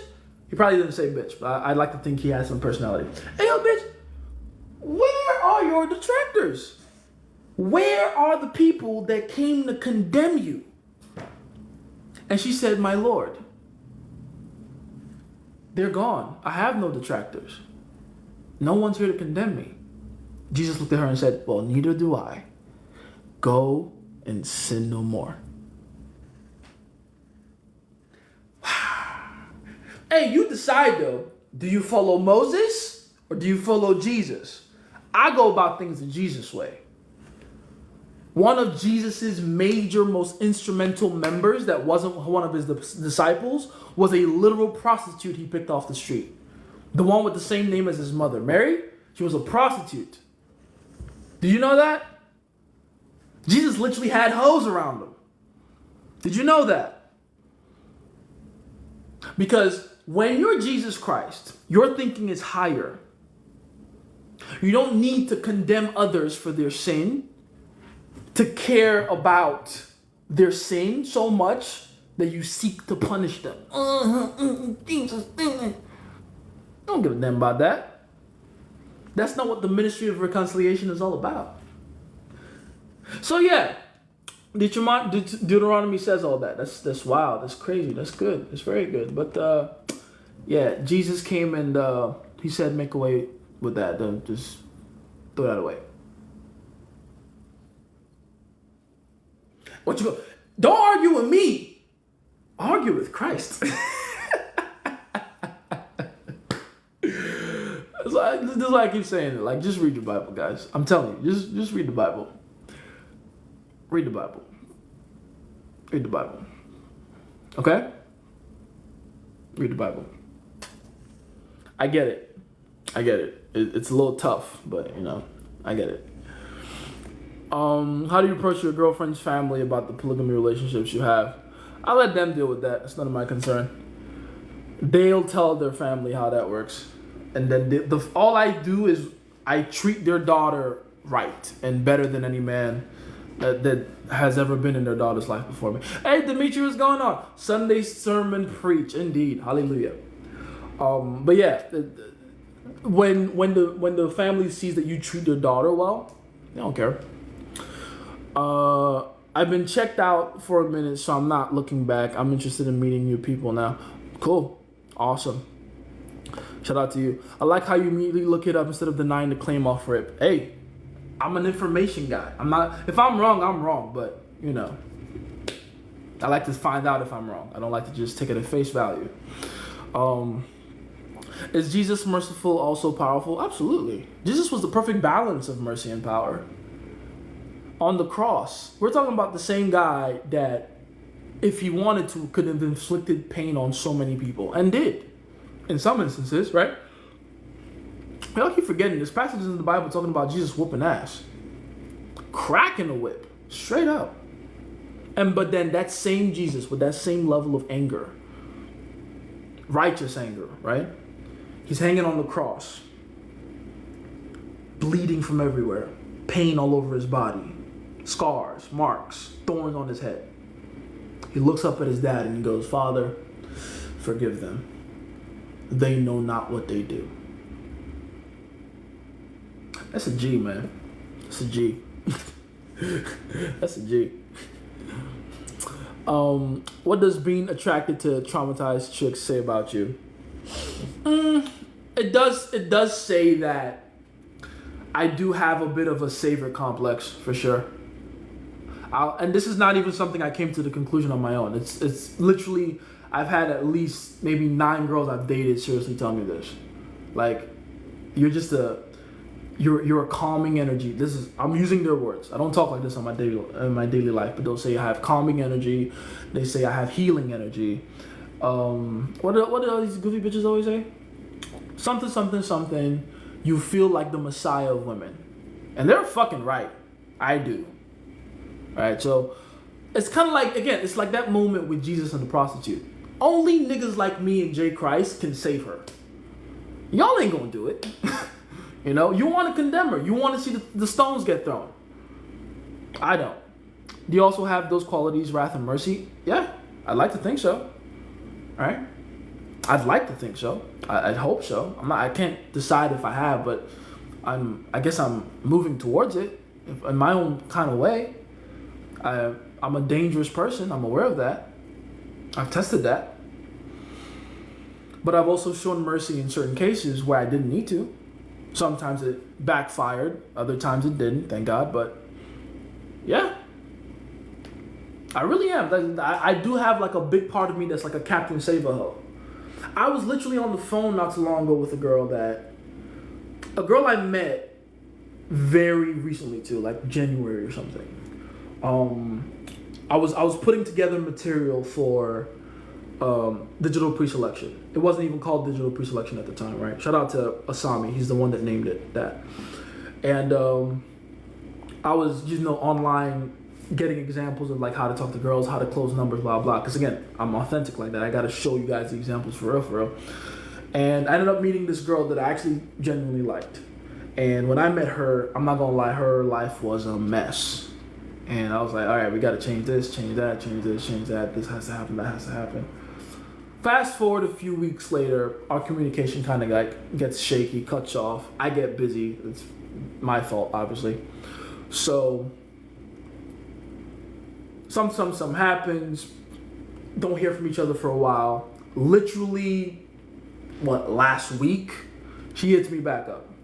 Not to say I'm less busy now, obviously, but she hits me back up out of nowhere. I'm like, yo, what's up? Where have you been? What happened with you? She tells me her life story of what had happened to her all these months later. And not to go into too much detail because it's her business, right? But her life, essentially, as bad as it was, it went to complete shit. Like, complete shit. Like, imagine, and this is a joke I made to her, right? Like, she would be the hottest homeless girl I've ever met. Like, by far.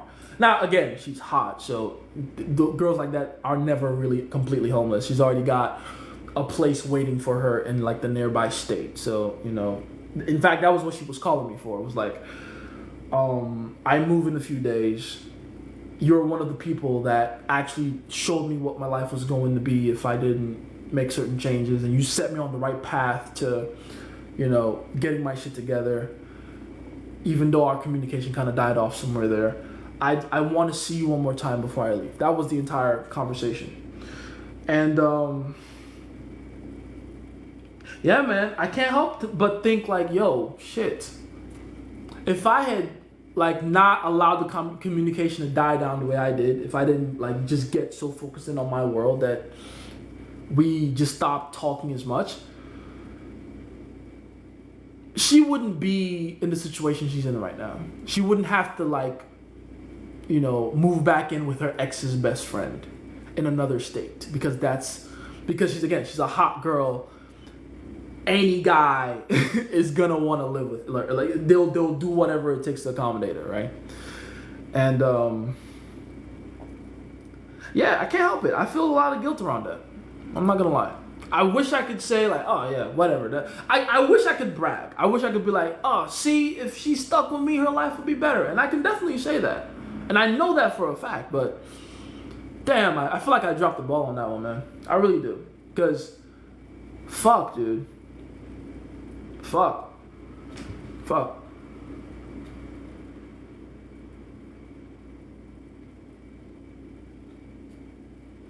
Well, yeah, it is what it is, man. But can't save them all. But I'll try. Let's see. Watched your Science of Breakup series, 10 out of 10. Wish it was longer though. Type shit. Should I make it longer? If you guys wanted me to make it longer, what do you think I should add into it? You guys let me know. What's the best way to meet new women? Find your nearest Target or TJ Maxx. Walk in there, find any woman you find attractive, and there will be at least one. Go talk to her. That guilt will eat you up. Had some past girl that I wished I could have saved. For real, man. For real. And this is the part of men that women I don't think will ever understand. They don't understand, we give a fuck enough about them to want to see them get better. I mean, we're selfish in that we want the credit to come to us, but at the same time, it's the same level of investment we have in getting the credit, we also have in taking the blame. It is what it is. Because, I know it was me. Bruh. I wish I could tell you guys more detail. Because, I'd love to brag about how much I helped this bitch out. And I did. And she'll be the first one to tell you that you changed my life, Jason. You helped me, set me on the right path. But I wasn't there to supervise the whole thing. I wasn't there. And again, without my guidance, without my leadership, she did what women do. I wasn't there anymore, felt unsafe, ran back to the last guy that was her only sense of safety at the time, and he's a fucking dumbass, right? So, what are you gonna do? In her position, it would be too much to ask of her to just stay by herself. That wasn't gonna happen. Not in her mental state at the time. That was not gonna happen. So, I should have just been there. What's the difference between adultery and sleeping with others in a relationship? It's the marriage factor, really. It's just the marriage difference. It's not adultery if you're fucking someone's girlfriend. It really isn't. That's really the only difference, as far as I can tell, anyway. By the way, bro, is it common for a girl to reject your kiss even though she's attracted? Well, it's not common, but it does happen. It does happen. But why is she doing that, though? Why is it happening? Is it an arbitrary rule? If it could, most of the time, if it does happen like that, it's an arbitrary rule. She's just I just don't do this on the first date. In which case, just let her know, nah, you're not impressing me by doing that. I know you like me, and I like you. The smart thing to do here would be to explore and to see where this goes. You're not gonna make me like you anymore by making me wait. That's just not gonna happen. That's your merciful Jesus side of you from that story you just told us. You can call it that. You call it that. I try to be Jesus in my own little way. You know, Jesus didn't. This is what people don't seem to understand about what Jesus came to do. He didn't. The point of Jesus wasn't to worship him. That wasn't the point. The point of Jesus was to show us how to live, to be the first example of the Christ consciousness. You know, so we were supposed to copy him. Most Christians don't seem to get that though.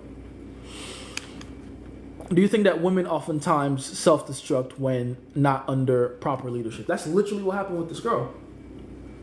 Literally, like it was just a matter of a lack of self-destruction. That really was it. That literally was it. Like, it was just, she imploded.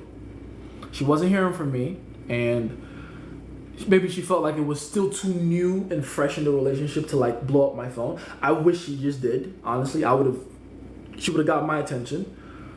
I would have sprung to the rescue. You know me. It's on my chest. But yeah, I guess she just felt like it would be too much of a bother for her or for me to be that way. So she went to the safe option, and the safe option was not the right one. As incompetent men do, he ran her life down even faster. So it is what it is.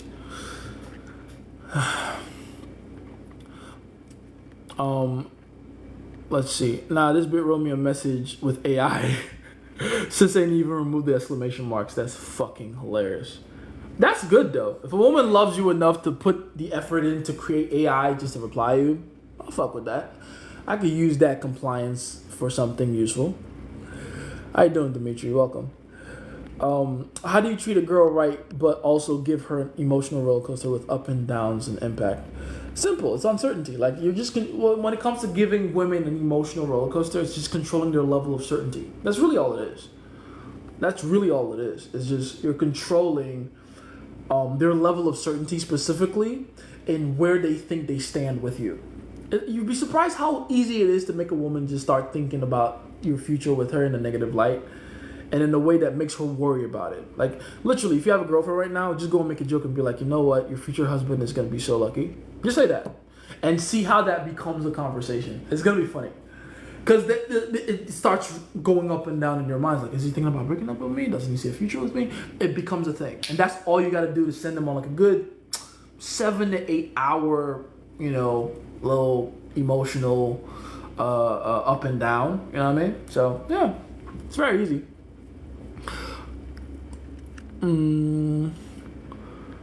Almost at 10K. Let's go. Thank you, guys. I appreciate the likes. Thank you. I gotta go soon, though. I said that an hour ago. I'm not gonna have time to pick this thing up. No, I was supposed to run one more errand before I came back to the house. But yeah, I'll figure it out. Whatever. I like talking with you guys.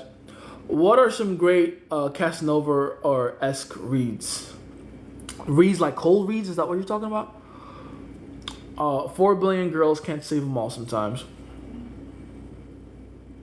It is what it is. Fixing the world one chick at a time, gang. For real. One chick at a time. Just one at a time. For real. How to get a girl back you effed up with in general investment stage. How did you F up? Exactly. Oh yeah, I read that one. Why can't you pin anymore? Yes, you can. This is a master class. Jay's showing Protector with some vulnerability. I feel like I'm being gamed right now. That's right, y'all my bitches. I love y'all too. Shit, what do you think I do this for? Right? Like, I'm trying to save y'all too. Shit. I'm just the captain, save a hoe. And save a nigga. Pause. I'll fuck with y'all, man. Don't worry. The better you get at women, the more compassion you'll have for them. That's the beauty of getting good with game. It's impossible to not love women the more you get to know them. Because then you see them for what they really are. They're not perfect creatures. They're not goddesses. They're not... And if at all they're goddesses that have no idea how to use their power. Right? They're scared little girls. And they're just looking for someone that'll wrap them up in their arms and tell them everything's going to be okay. And that's what I think is like so cool and simple about women, is that as much posturization as they do, they're really just scared. You just need someone to rub them on the small of their back and be like, there. It's okay.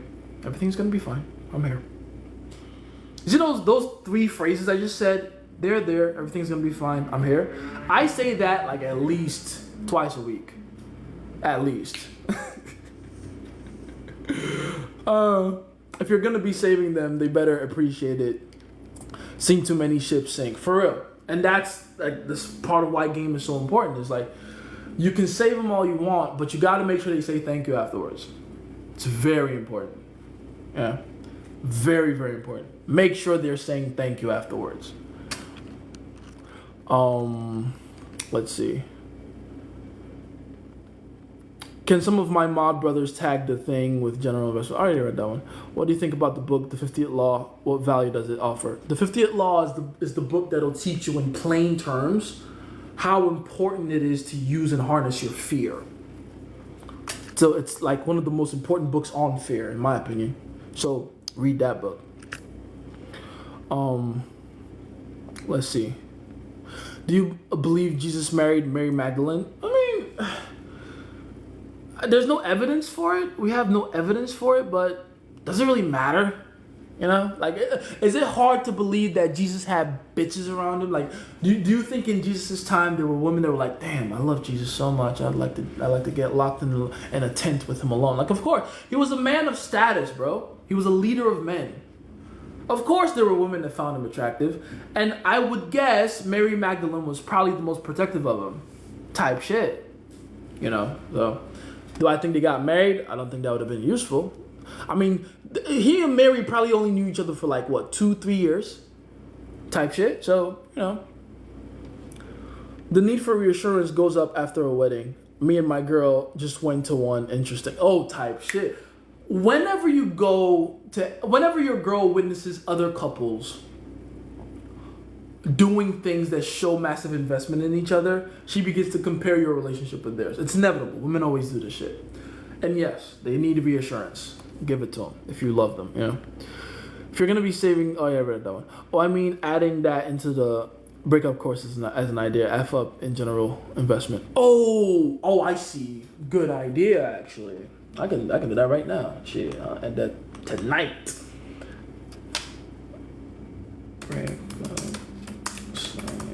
Course, general, too many. Investment. There we go.